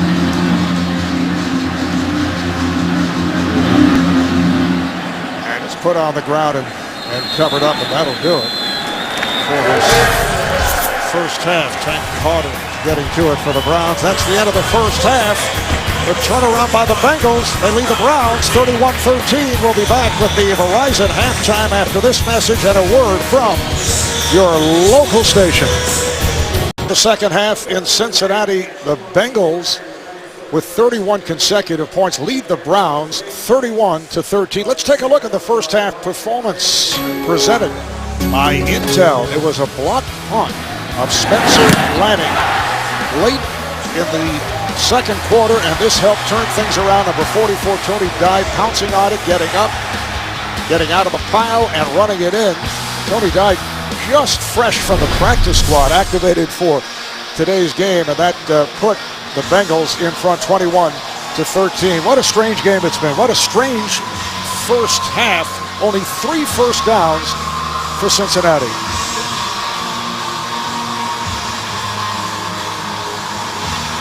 That's tough to explain. 3 first downs for Cincinnati, and yet they have 31 points. Really a crazy first half when you think about what happened. Andy Dalton got off to an ugly start, turns the ball over a couple times, and yet they didn't panic. They were able to come back. They had a couple things go their way. Of course, they get a couple turnovers, and of course the 2 block punts. But again, really showed some great poise, I thought, after a really sluggish start here at home.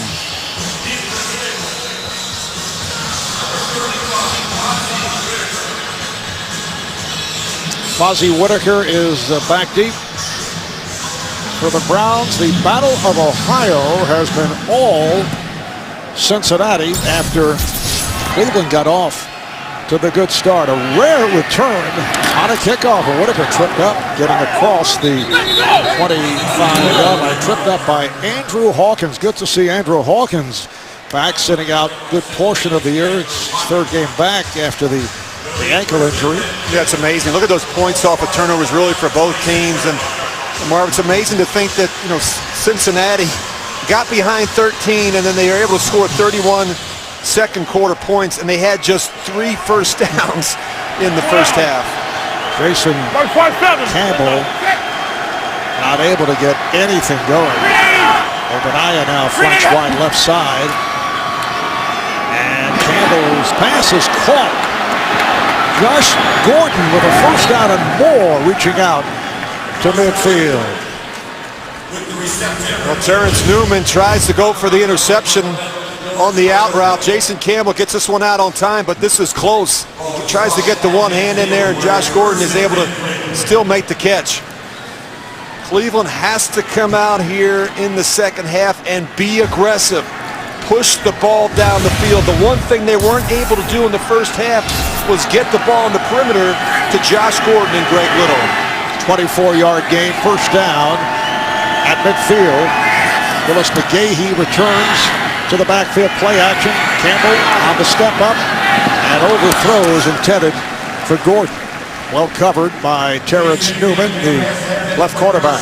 We've been talking about the problems that they have had defeating man-to-man coverage. We've got to give some credit to the Cincinnati defense. They've gotten good pressure on Jason Campbell, but the corners have really played well in this game. Terrence Newman, Adam Jones, Dre Kirkpatrick have all done a terrific job, as has the safeties, Reggie Nelson and George Aloka as well. Adam Jones starting for the injured Leon Hall, who had been a very valuable player for the Bengals. Campbell's pass caught by Gordon again, short of the first down marker. Jones makes the tackle. That's good for 9. It was almost as if he knew he was going to lose the shoe. Right after he catches this ball, he makes a move inside, and then he just goes, see, yep, he knows it, he goes down. And Josh Gordon heading back to the sideline to get an adjustment. Needs help. I saw you do that the other day on the street, asking for help. Fix the shoe. McGahee in the backfield. 3rd and 1. 4-down territory. And McGahee close to the first down. He's pushed back. It appears he picked it up. Well, I mentioned 4-down territory. I mean, you get in this side of the 50, and that guy right there, Rob Jasinski, has been as aggressive as any head coach in football. That's their mentality. They've gone for it 19 times already. This team is not surprised by it. And he's got confidence in his defense that if they do go for it and don't get it, they'll find a way to get a stop. He's been an attack-style guy. Go for it philosophy, as you mentioned, on 4th and short. McGahee remains in the backfield. A deep drop here by Campbell. And then he throws off the mark. Newman actually had a better chance at it, the left corner, than Greg Little, the intended receiver. Well, you got to ask yourself, why would Jason Campbell make this throw? He tries to fit this one into tight coverage. Pretty good protection. You just watch. Go ahead and freeze it right here. I mean, you've got 3 defenders, actually 4 defenders. That's a tough spot to fit that one in. You can't fight zoning linebackers when you're trying to throw in routes. 2nd down and 10 at the Cincinnati 49-yard line. Obadiah in the backfield to the left of Campbell and takes the handoff straight ahead inside the 35. He goes for 5, met by Carlos Dunlap.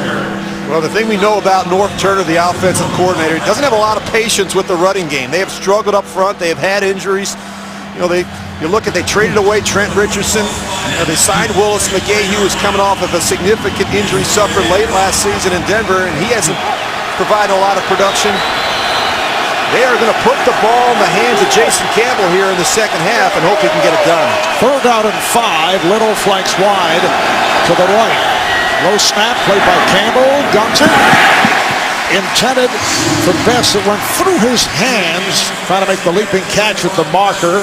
Covered by Dre Kirkpatrick. So it is a 4th down and 5. We're told now that the Ravens and the Bears will start at about 3:20 in Chicago with weather problems earlier. Well, we just talked about Cleveland's aggressiveness, and they're going to go for it here on 4th and 5. Gordon is to the right. Best left. As you mentioned, they've been successful, although this is not 4th and short. Campbell backs up. He's in trouble and throws. It is broken up. Gordon had a shot at it, covered by Terrence Newman.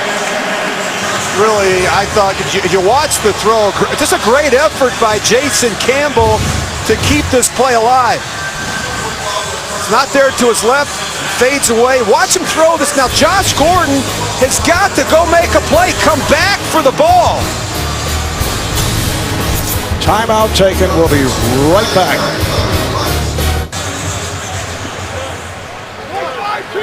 Browns taking over on downs.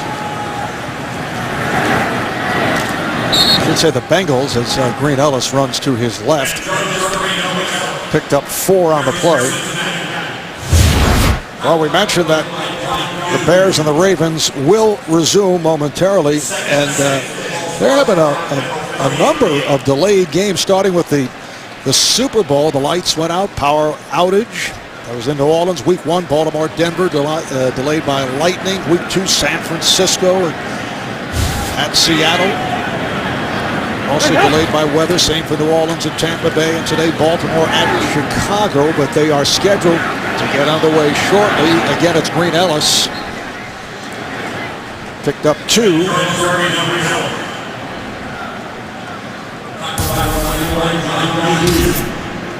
A 31-13 lead for the Cincinnati Bengals. Browns opened up by scoring the first 13 points. 2 interceptions by Joe Hayden leading the way. And 31 unanswered by the Bengals. They're looking at a 3rd down and 4 at the 40.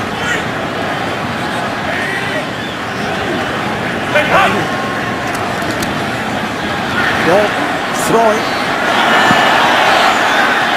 Pass intended for Andrew Hawkins. I mentioned Hawkins a moment ago. He was covered by Buster Screen. It's only his 3rd game back, Rich, from an ankle injury following that breakout season that he had last year with 51 receptions. Just keep an eye on Jabal Sheard and what he does with Jermaine Gresham. Whoops, whoop, whoop, whoop, whoop, whoop. Jermaine Gresham shouldn't be blocking Jabal Sheard. That is a mismatch. So the punting unit comes on. Kevin Huber. Back at his 25, Devon Bess. And a crowd calling for the fair catch at about the 21. It's a 39-yard punt. It'll be Cleveland ball when we come back. The NFL on CBS is sponsored by Southwest Airlines. Find our fares online only at southwest.com. Charles Schwab. And by Ford. Only Ford gives you EcoBoost fuel economy and a whole lot more.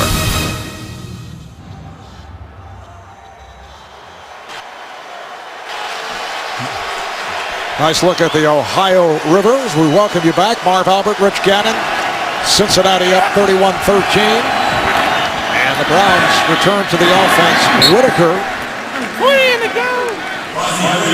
Met by Reggie Nelson. He picked up 5 on the play. I would think, Rich, the Browns are demoralized at this point. They score the first 13 points and Cincinnati comes roaring back. What do they do right here? Well, if you're the coaching staff, I mean, you got to find ways to get the ball down the field a little bit. And the tight end's got to be, I think you start there with Jordan Cameron. The other thing, Marv, is sometimes when you're struggling offensively, to go no huddle, to go hurry up, sometimes can get the quarterback back in rhythm and also makes it difficult for the defense to make all the adjustments. Oh, Cameron with a beautiful pass to Gordon, who goes all the way. Well, that'll get you back into it. He beat Drake Kirkpatrick, a gorgeous pass, and we have not seen Campbell unleash it. This a 74-yard pass play. Well, he throws the deep ball well, and again, if they're going to play this man-to-man coverage, you've got to give these receivers a chance to make a play. Nice job. Look at his eyes. He starts to the right. He holds the free safety, and he throws a perfect ball to Gordon on the boundary. Hey, you see the speed of Josh Gordon. He not only has the size, but he has the speed in those long strides. What a perfect throw there by Jason Campbell. For Gordon, his 4th touchdown catch of the season. First touchdown today thrown by Campbell.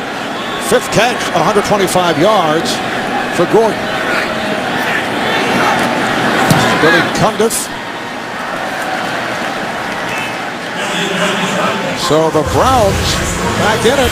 They're down 31-20. Lots of time, just a 9.5 remaining. 3rd quarter. Another strong performance by Josh Gordon, 2nd-year man out of Baylor. Caught that touchdown pass, 74-yard play, and Billy Cundiff kicking away.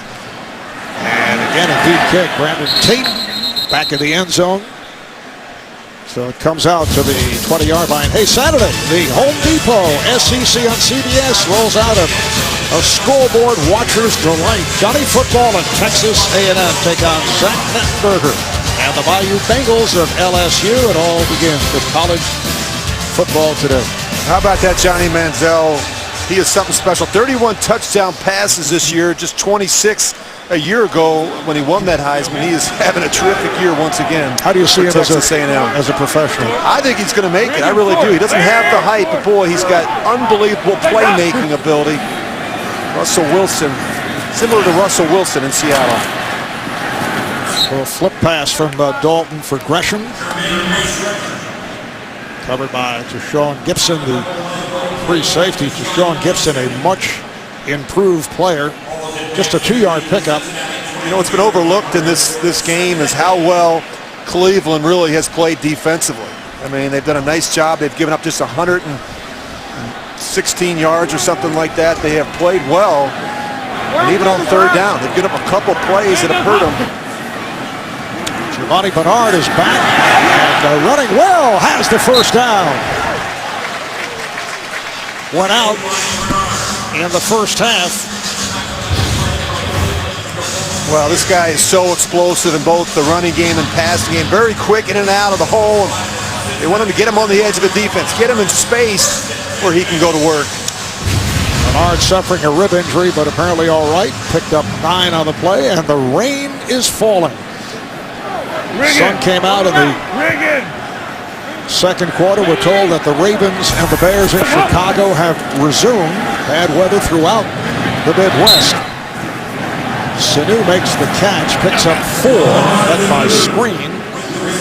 Well, if the weather becomes a factor, and it looks like it will, Marv, with the heavy rains, it definitely benefits Cincinnati because obviously they're in the lead, but because they can run the ball better. Cleveland cannot run the football. They've not been able to run it all year. So certainly the weather here favors the Cincinnati Bengals. You're second out in the 6, and many from the sellout crowd making their way to cover. Rain continues to fall, and it's stronger now. Little blue pass that was through the hands of Sanu. I don't know that Andy Dalton ever had a grip on that ball. And you could just tell when it left his hand. See it just kind of, just watch this thing, it's tight. You just do the best you can to hold on and get a grip, but to tell when that ball was floating through the air that he didn't have a good grip on it. Rich, what would your feelings be? You come to a game as a member of the Oakland Raiders, you know the weather is going to be the way it is right now. Short pickup, met by Kruger. I know you like to throw the ball all over the park, and you know it's going to be slippery. I would think you were not in the best of spirits. You know, early in my career, I really let it bother me. I would watch the Weather Channel. I would look at the weather reports. I'd get up early in that day of the game and watch the weather. But as you got older and you realize there's nothing you can do about it, the other team has to play in it and deal with it as well. And when it got to that point, I played better because I didn't let it become a factor. Very positive thinking. Very good. I could just see you staring at the Weather Channel, checking out the radar. Oh, they got a false start. Devon Bess is back, and he just did get it away. May have been deflected again.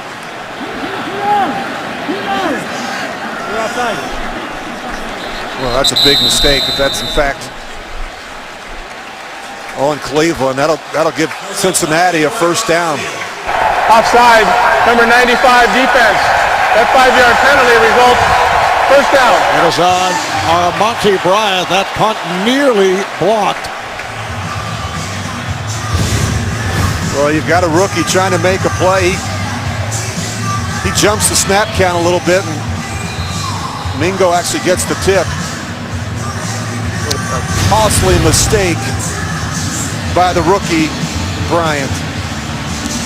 That's the rookie from LSU, Barkevius Mingo, who got a piece of the punt. Nice move. And Eifert, who has been very quiet makes the catch. 15-yard pickup. Tank Carter, who's playing for Craig Robertson, who went out earlier with a knee issue. So he's at inside linebacker. Tyler Eifert was lined up on the left. He worked all the way back across the formation and followed Dalton on the bootleg. And Tyler Eifert's another one that is a terrific route runner.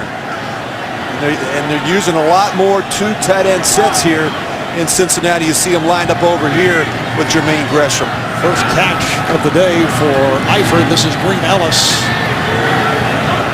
Started to his left, went right, gang tackle, picked up a yard. Taba Rubin made the stop. The running game has been kind of hit or miss for Cincinnati, and I really think as the weather changes in November and December, it's an area where they have to be better. They've got two backs, and Ben Jarvis, Green Ellis, he's more of the inside runner, and of course Giovanni Bernard, they want to get him on the perimeter. They have to do a better job running the football. Second out of 9 at the Cleveland 40-yard line. Coming up on 5 minutes remaining in this third quarter. Dalton with the tie. Gresham not able to come up with it. You know, there are certain throws that are easier when the rain becomes a factor. And some of these corner routes or go route where you just kind of put some air on it and let the receiver run under it. Routes where the receiver is working back towards the quarterback. The ones that are difficult are when they're working away from you. I mean, Gresham gets a hand on it just enough to knock it away from free safety to Sean Gibson. Sets up a 3rd and 9 at the 40-yard line. Dalton now 11 of 24, 85 yards, 2 touchdowns, 2 interceptions. Had to get rid of it quickly, facing the blitz. Boy, A.J. Green has been quiet today. 2 catches for 7 yards. We talked about frustration. Joe Hayden has won that battle. Joe Hayden can play aggressive like that because he had help over the top from the safety. And Tank Carter was coming quickly, so Dalton just looked to get rid of it. Here's Kevin Huber from his 46-yard line. Bess let it go. So they will start out at the 20, a 40-yard punt. Only the 2nd touchback of the season for Kevin Huber. The NFL on CBS is sponsored by the new Intel-powered 2-in-1s. Intel, look inside. And by Walmart. Walmart's got the season's hottest gifts at everyday low prices. Come in and see for yourself. Oh, that rain is coming down forcefully. Cleveland starting out at their 20-yard line. 5 minutes remaining here in the third. Obadiah is the running back. Very tough for the Browns, who do not have a strong running game. Obadiah trying to work his way through off that right side, but he's met by Burfict, an advance of 3. Thursday on CBS, Sherlock Holmes on the case. See why critics say Elementary is so good, it's great. Thursday at 10, 9 Central, only CBS. And Rich, again, suddenly the sun has come out. Yeah, we're getting, I think we're getting duped. Second down and 7. Campbell guns it, incomplete, intended for Bess. Covered by Kirkpatrick. Boy, Campbell has missed a number of throws high, and I get it that Devon Bess isn't that tall. He's 5'10", but it just seems like he's out of rhythm. He's taken 2 and 3 hitches every time back. Mark Bess, 6-year man from Hawaii, acquired in a trade on draft day from Miami, one of the better slot receivers as a member of the Dolphins. It's a 3rd and 7. Oh, you can see the rain, the moisture begin to hang on that ball. Campbell throwing deep, and it is picked off. Reggie Nelson, the free safety, able to Follow that pass. You know, Jason Campbell was wearing a glove on his left hand, doesn't have one on the right hand. But again, Marv, we've been talking about high throws today from Jason Campbell have been a problem. Off the interception, the Bengals take over. This is Marvin Jones on an end around. Cuts back and taken down. A loss on the play. Combination of Ataba Rubin and Tashawn Gibson make the stop. So Jones, a wide receiver, lost a yard. Great job here by our crew. This is Carmen Long braving the elements. The best in the, we are fortunate. We have the best in the business, but it is not easy out there with the weather the way it is. But they're so happy they're here. 2nd and 11 at midfield. 3.5 to go here in the 3rd. Bernard, you never get a better feel for the game if you make your way to the sideline. I could do my color commentating down on the boundary there, you know. Well, you just grip the football. You show how difficult it is to throw under these. Well, you know, weather never bothered me, Marv. No, never. Look, the important thing now, if you're Andy Dalton in that offense, is talking to anyone who handles the football about ball security. 2 hands on the ball, particularly when you're in piles. You never know what you're going to get when that ball comes back from the center. 3rd and 11, a short flip from Dalton. He has Hawkins. Played by Chris Owens, the right corner, so Hawkins goes for 6 yards. Well, they love these quick screens. They love them on the early downs. They mix them in, and Andy Dalton just kicks it out wide after the fake to Hawkins. He's going to try and run behind that big offensive line. You see Andrew Whitworth out there, Kyle Cook. So they go to punt formation on a 4th and 3. Kevin Huber back at his 45-yard line, boots it to Devon Bess. Takes it at the 11. It's a 31-yard punt, but that certainly does the job. This week, don't miss the show that's in a league by itself with guys who take on all 32 teams and each other every week. James Brown, Phil Simms, Chris Collinsworth with the artistry of NFL films. Inside the NFL, the show the pros watch Wednesday at 9 only on Showtime. We went to a restaurant here in Cincinnati last night. Won't mention the name, but they actually had a Collinsworth steak, which I believe you ordered? No, that would be our producer, Jim Rickoff, ordered it. Okay. Along with the bacon entree, the appetizer. This is Fozzie Whitaker. And the salad. Yeah. And the dessert. Yeah, he had a fine time. Pick up of 2 to be a 2nd and 8 at the 14. Is there a Gannon steak in your hometown of Minneapolis? Not that I'm aware of. At home there is. Not that famous. Well, Cincinnati has really done a nice job on the early downs. They've done a nice job stopping the run. They forced Cleveland to try and convert a number of 2nd and 3rd and long situations. 2nd and 8. Underneath. Tight end Jordan Cameron in 3rd. Quiet day. Picked up 6 as we come up to a minute left in the 3rd. I always think in critical situations, you think of players and not plays. And if I'm Norv Turner and I'm calling those plays, I'm thinking about ways to get Jordan Cameron and Josh Gordon and Greg Little the ball in space. Particularly this tight end, who's been very quiet in this one. 3rd and 2. Look out, Campbell in trouble. Bobbled the ball. It's Wallace Gilberry coming up with the sack. Well, when you don't have Geno Atkins, somebody else has to make a play. Wallace Gilberry is not even blocked. I mean, this is amazing. They turn him loose on Jason Campbell. Jason Campbell has nowhere to go with the ball. Communication error up front when you don't block a defensive tackle. Spencer Lanning will punt it from his end zone. for the Bengals. Punt is angled, it bounces midfield and carries out of bounds with 18 seconds to go in this third quarter. 44-yard punt by Lanning. See the numbers. Campbell 17 of 34. Dalton just 12 for 26.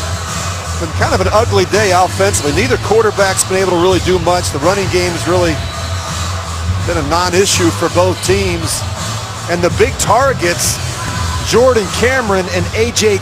Green, have been very, very quiet. And Rich, you know, despite the weather conditions, Cleveland very much in it. We're late third quarter. It's only an 11-point lead. And Jarvis, Green, Ellis went for 6, and that will end the third quarter. So the score, the Bengals 31, the Browns 20. We will return to Cincinnati after this message and a word from your local station. You're watching the NFL on CBS.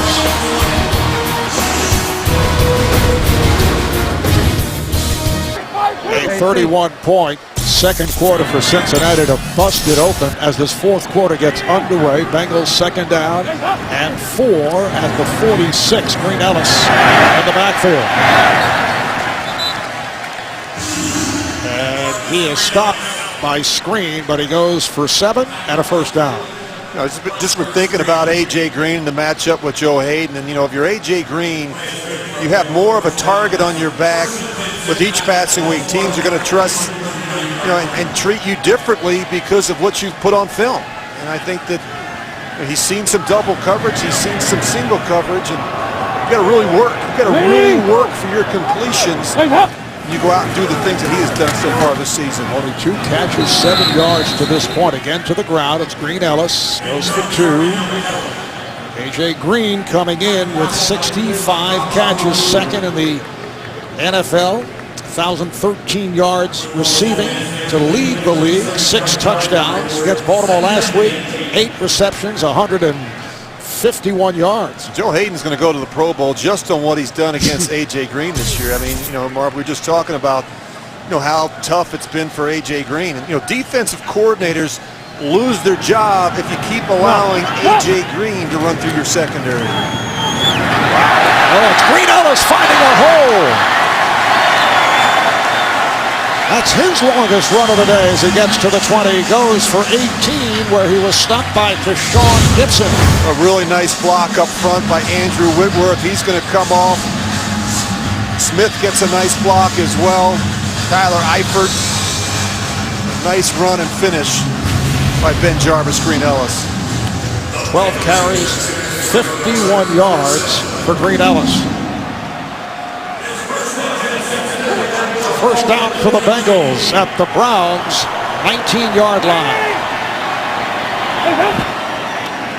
And again, it's been Jarvis, Green, Ellis. Getting down to the 15. Picked up 4. Well, Cleveland's got to find a way to get a stop, Marv. I mean, if they're able to hold them to a field goal, it's still a 2-possession game with plenty of time in the fourth quarter. Got to find a way to get a stop down here in the red zone.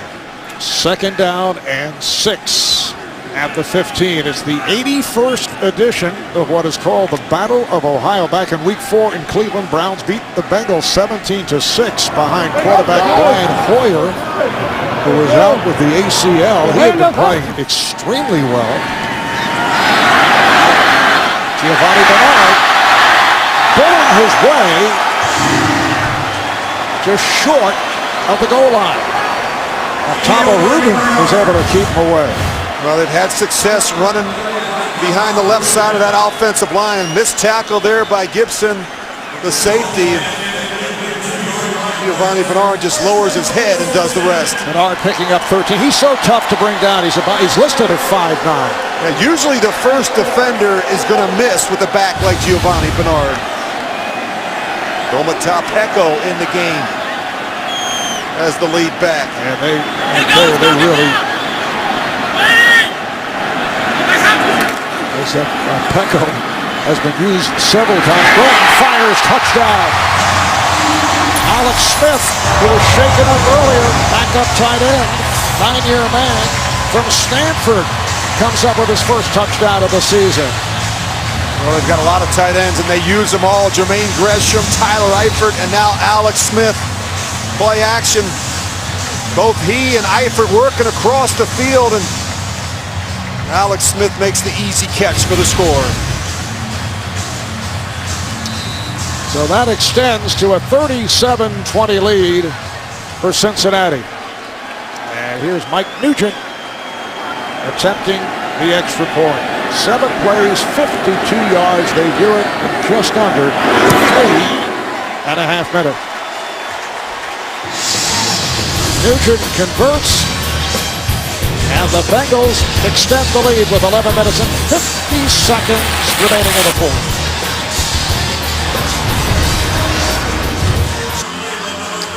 Alex Smith, one-time member of the Cleveland Browns, his first touchdown reception in 2 years, signed as a free agent from Cleveland, spent 3 years as a member of the Browns.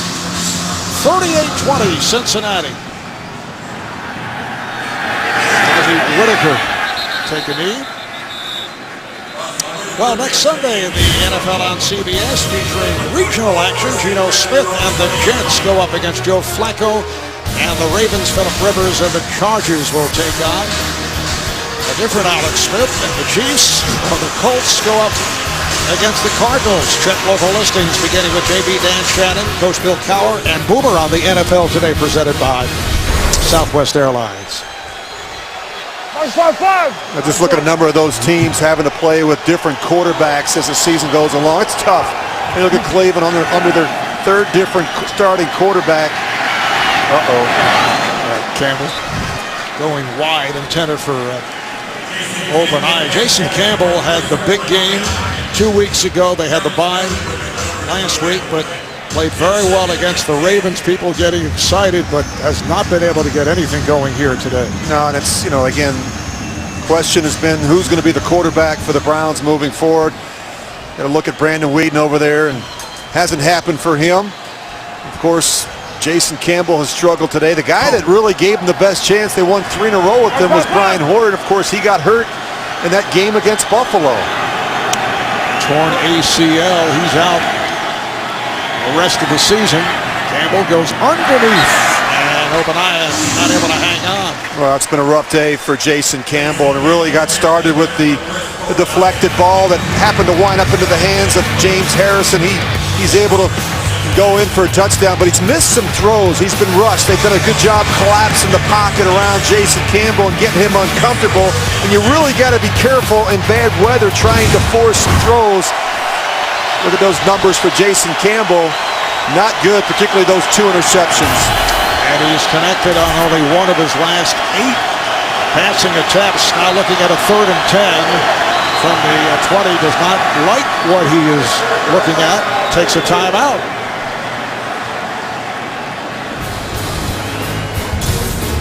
Might be having some difficulty hearing. The NFL on CBS is sponsored by Geico. 15 minutes could save you 15% or more on car insurance. Chase freedom. Get your cash back.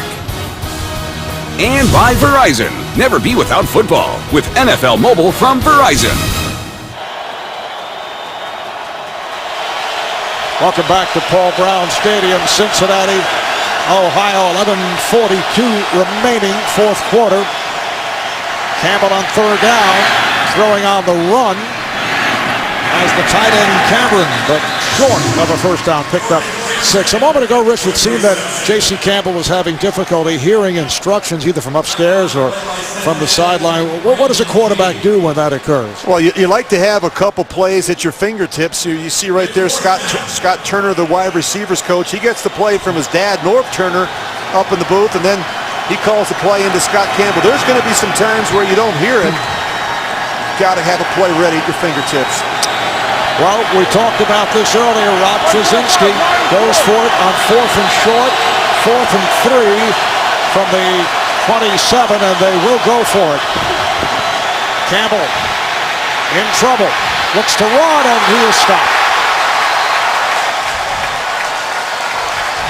Took a loss, and Cincinnati will take over. Ball was knocked loose, and it looked like the center, Alex Mack of the Browns, was able to recover. Well, Jason Campbell is sliding all around. He's trying to keep his eyes downfield. That ball clearly comes out. Big time hit there by Michael Johnson. And they are playing a ton of man-to-man coverage down the field. You see the frustration from Jason Campbell. So the Bengals take over at the Browns 21. Monty Bernard in the backfield. Now the handoff, he is turned back. Turned back by DeQuell Jackson.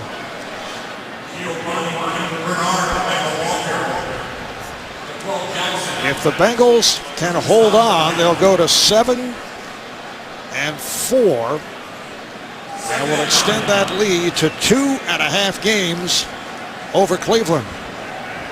Ravens playing at Chicago. Baltimore comes in today 4-5, but that game was suspended and delayed. They are back in action. Second down play. Again, it is Bernard. Picked up about 5.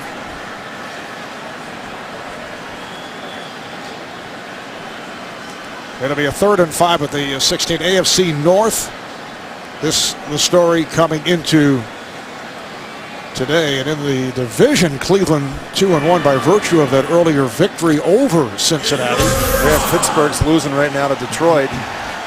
This was a critical game for Cleveland to keep pace in the division. 3rd down and 5 at the Cleveland 16-yard line. Here's Bernard. Flag is tossed. Once again, it's Jackson on the tackle, just a 1-yard pickup by Bernard. Cincinnati with 2 straight losses, both in overtime after they jumped out to a record of 6-2.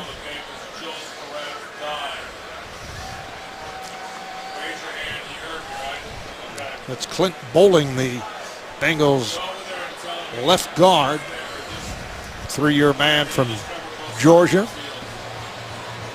How about all the overtime games for Cincinnati? In fact, the 3rd straight overtime would be the first time an NFL team had played 3 straight. The record in the season is 5 by Green Bay back in 1983. Yeah, they've been in a lot of close games, Holding, Marv. number 66, offense, 10-yard penalty, repeat 3rd down. It's on Trevor Robinson. Injury timeout taken. We'll be right back. Back in Cincinnati, 9:23 to play in the 4th. The Bengals with a 38-20 lead on the Browns. Cincinnati with a 3rd down and 15 at the Cleveland 26. And the rain has stopped as Bernard takes the handoff. Trying to get outside. Broke a tackle. And then is turned back. Closing in on the 20. Tank Carter playing for the injured Craig Robertson. Maybe stop a little pushing and shoving development. And continues.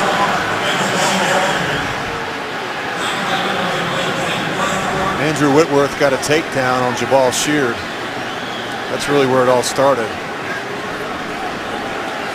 Kind of pancaked him. He kind of sets the attitude, he brings the attitude is what I'm trying to say, Andrew Whitworth. He's kind of the enforcer.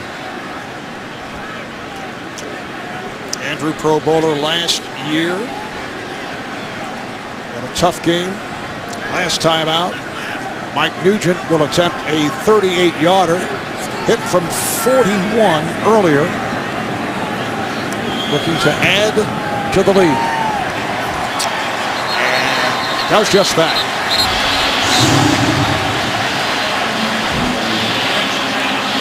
And the verbal theatrics continue. It appears that things have settled down, and now apparently they have. With 8 minutes and 4 seconds left in the 4th quarter, it's a 41-20 lead for Cincinnati.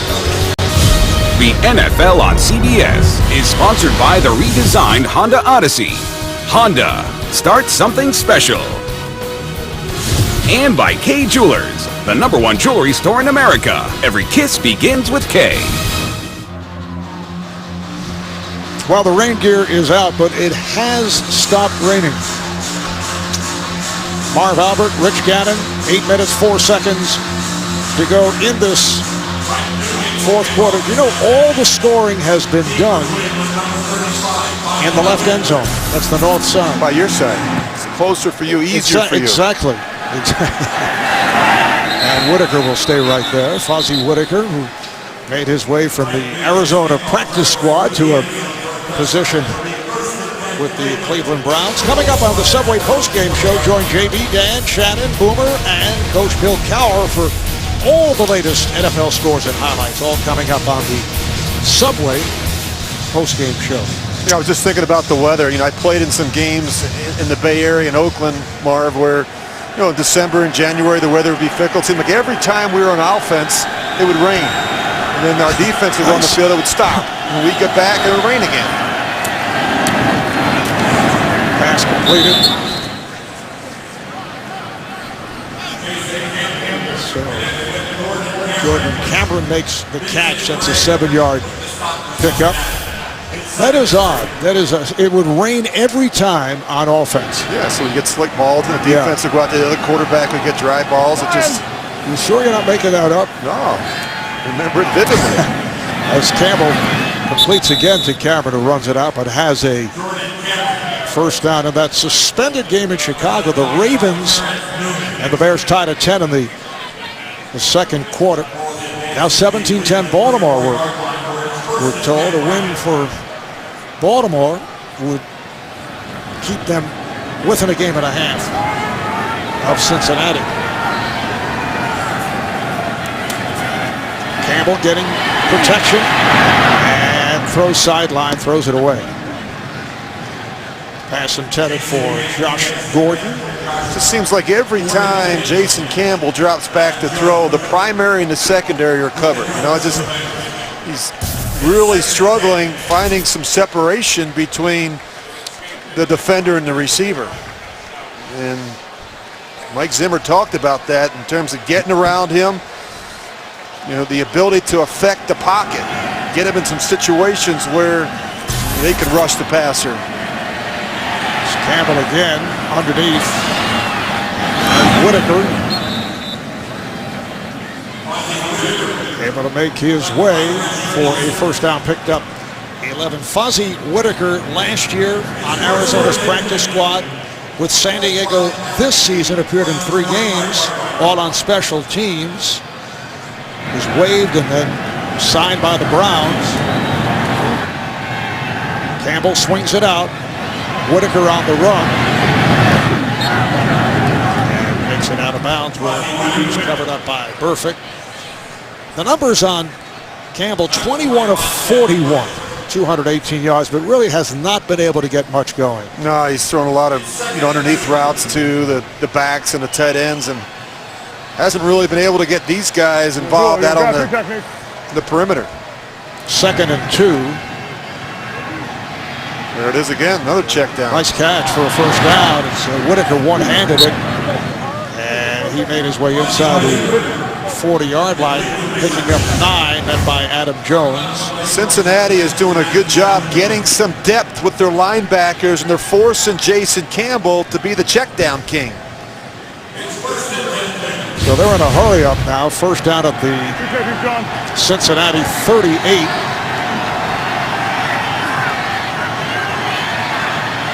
And a short range pop that is dropped by Obamaya.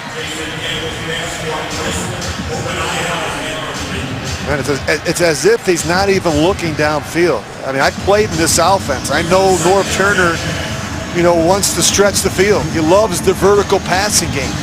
And at some point, if you're Jason Campbell, you've got to give some of these bigger receivers, a guy like Josh Gordon or Greg Little, a chance to go up and make a play. You've got to be able to make some contested throws against this Cincinnati defense. And he does have size. Gordon is 6'3", Little is 6'2". We've talked about Cameron at at 6'5". The other tight end, Barnage, is 6'5". And again, he goes underneath. Well, he's playing not to make a mistake. You know, he's playing not to throw interceptions. And I think sometimes these quarterbacks, they've been jerked around so much that they're afraid that they make a mistake, they'll put the other guy in. And you begin to look over your shoulders. Well, the other guy in his case is Brandon Whedon, who came in briefly in their last game because Campbell injured his ribs. That is dropped by Bess. Bringing up 4th and 7 at the 35. Well, they're making the easy plays look difficult.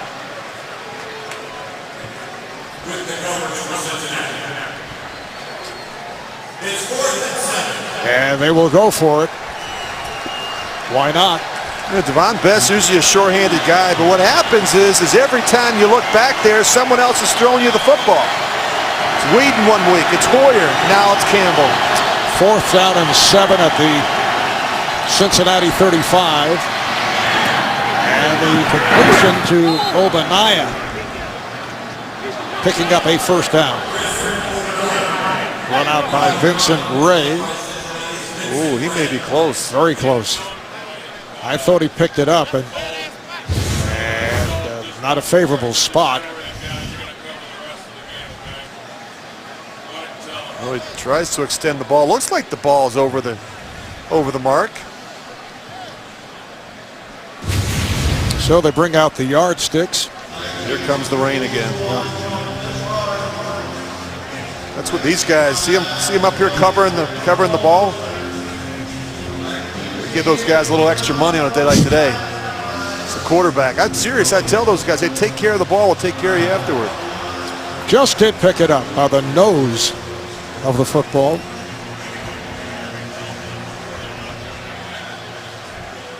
Looking ahead for the Browns, they're home for Pittsburgh, followed by a home game against Jacksonville, then at New England, home for the Bears, then at the Jets, and at Pittsburgh.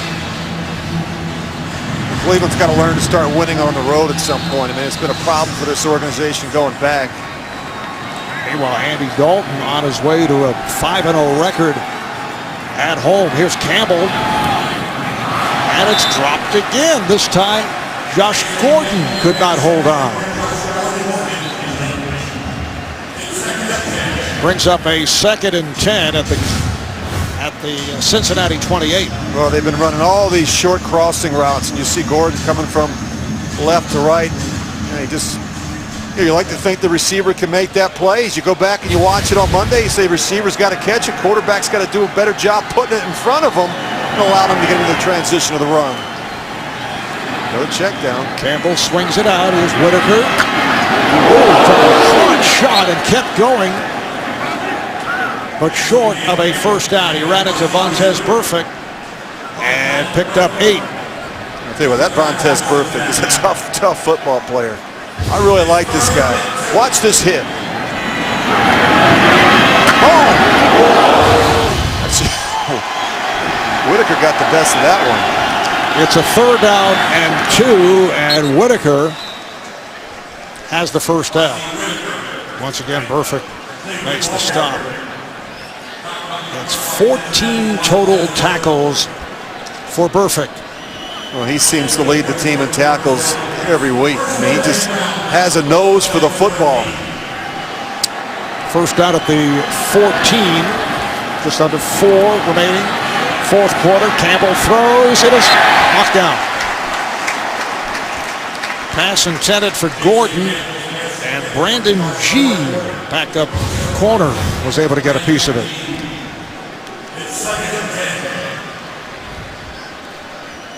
G comes flying across, 4-year man out of Wake Forest, back after sitting out 6 weeks due to post-concussion symptoms. He's had an injury-hit career. This is the 15th play of this drive. 2nd and 10 at the 14. Empty backfield for the Browns. Campbell throwing. It's caught and then knocked out of his hands, but it is ruled incomplete.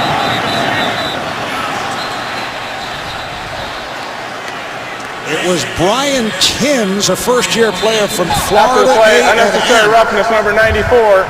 Defense, half the distance to the goal. Automatic. First down. Doma Topeko is called on the penalty. And it's Vontez Burfict who is hurt.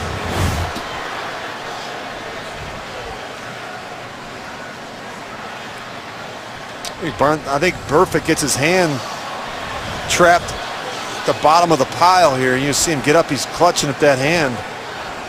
Looks like he gets bent back. Just watch his left hand. The bottom of the pile here, just falls on it kind of awkwardly and kind of jams that wrist. And then of course there's Doma Topeko coming in for the cleanup on Mitchell Schwartz.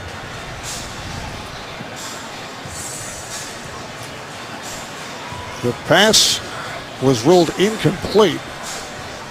Doma Topeko, really good football player. He's got to do more with it, and he loses a guy like Geno Atkins. Responsibility shifts, I think, inside to a guy like Doma Topeko.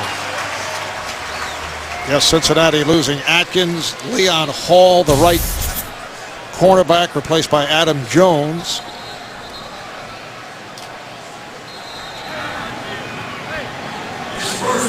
So off the penalty, it's a 1st and goal at the 7 with 3 minutes and 41 seconds remaining in the 4th quarter. The Bengals leading the Browns 41-20.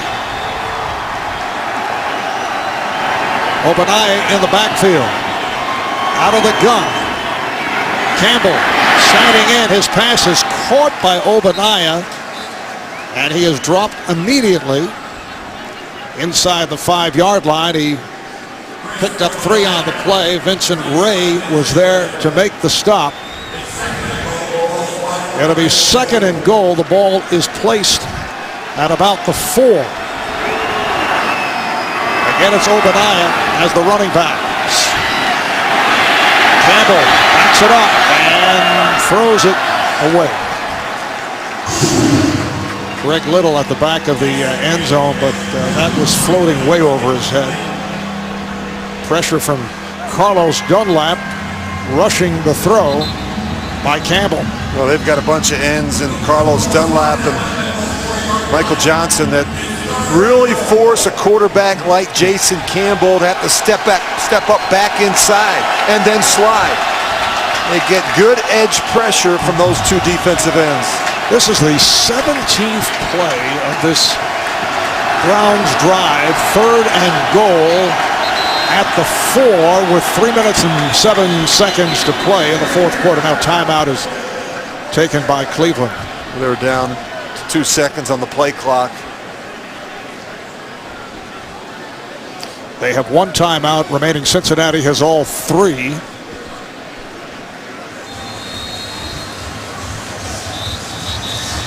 And you can see the rain is falling and coming down hard. The weather forecast calling for thunder showers, heavy winds, and they were right on, I must say. They said it would take place in the 2nd half of this game. It was on and off. We saw the sun come out from time to time, but talking about the weather in Chicago, it's throughout the Midwest.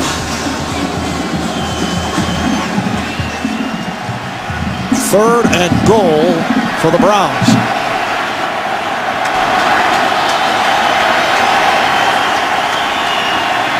Campbell pumps, could not find anybody, throws on the run, and it is Gordon incomplete. For a moment he thought he had it, but it's ruled incomplete. Josh Gordon, the intended receiver, bringing up a 4th and goal. Well, you got to make this catch. And he has it, but then you can see it's coming out, and then Iloka comes in and knocks it down. You got to squeeze it. That's actually a pretty good play, though, by the safety. He comes in there and tries to rip out that right arm. George Iloka, 2nd-year man from Boise State. Just under 3 to go as Campbell fades back. Campbell is hit, he throws, and it comes up short. The pressure put on by Vincent Ray, who comes off that spectacular game last week. He's been playing for the injured Ray Maualoga. Last week, 3 sacks, 1 interception, 13 tackles in all for Ray. In a situation where you have to have it, you know Mike Zimmer is going to bring the house, and that's exactly what he does here. He's going to force Jason Campbell to get rid of it quickly. How about this, Rich? 18 plays, 76 yards. They have the ball for 5 minutes and 9 seconds, and they come up with zip. Yeah, it's never a good thing when you have Jason Campbell have to throw it 54 times. Bengals take over at their 4-yard line. Green Ellis, the running back, looking to provide some room. Picked up 2 on the play. Get inside the mind of the quarterback. Join Phil Simms, our very own Rich Gannon, Steve Berline, and Adam Shine on NFL Monday QB. That's tomorrow at 6:30 Eastern on CBS Sports Network, the 24-hour home of CBS Sports. I might be doing that show from Cincinnati. I can't get out tonight. I could see you on Skype in the plaza, which is very nice of him. Very nice. And off to Green Ellis. As we come up to the 2-minute warning. The Bengals with a 41-20 lead on the Browns. 2 minutes to go in the 4th quarter. We'll be back to Cincinnati in a moment. Bengals have a 3rd and 7 from the 7-yard line. Green Ellis is a running back with 2 minutes to play in the 4th quarter. Green Ellis comes back the other way as he gets across the 10, but short of the goal line. Picked up 4 on the play. Coming up on the Subway post-game, join JB, Dan, Shannon, Boomer, and Coach Bill Cowher for all the latest NFL scores and highlights, all coming up on the Subway post-game show.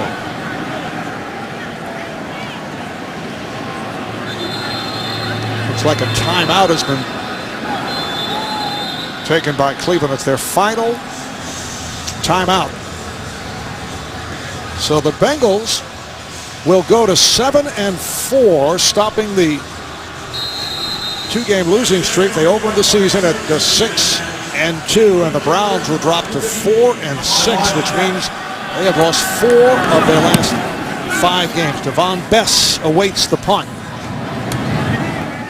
Here is Bess across the 40 and hit down across the 45-yard line. A 54-yard punt and an 11-yard return. Well, it's been a frustrating day for Jason Campbell, with the exception of the one big throw to Josh Gordon. He is checking the ball down to these backs. And you got to give Cincinnati some credit. They've done a good job getting depth with their linebackers and the safeties and forcing him to throw the ball underneath. But man, this has been incredible. It's just the backs and tight ends on checkdowns have been the big story today in the passing game. Look at that yards per attempt. Neither team any good, but just a paltry 3.9 for the Browns. Campbell again with the pass underneath. The ball's knocked away and it's recovered. Recovered by the Bengals, Michael Johnson. Greg Little took the pop and the ball ended up popping out. Well, you gotta see what's out in front of you, and he makes the catch, and of course he's not able to secure it enough. Brandon G is able to get a helmet on the ball. You know, Little has been inconsistent catching the ball. Doesn't have great speed. He doesn't have the size and the strength that you like, but he's got to work on the details. He's got to learn to detail his work.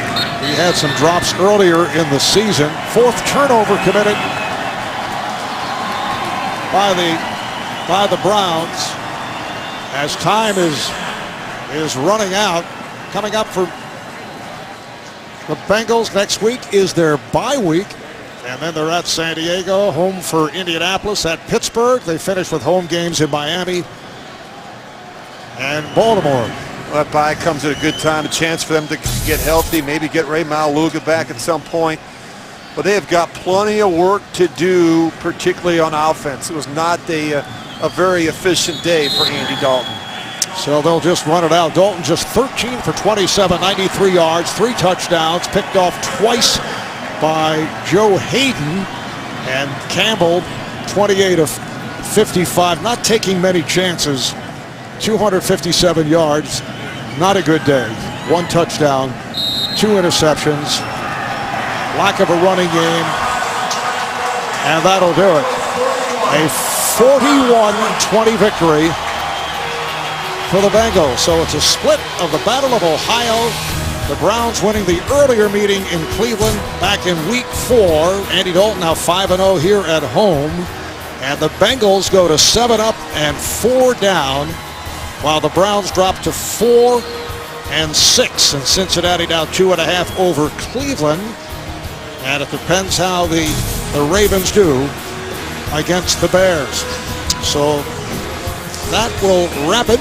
Thanks to our producer Jim Rickoff, director Andy Goldberg, spotter Mike Bazemore, and our statistician Russ Glynn. Marv Albert, Rich Gannon saying so long from Cincinnati. Next on CBS, the Subway postgame. You've been watching the NFL on CBS.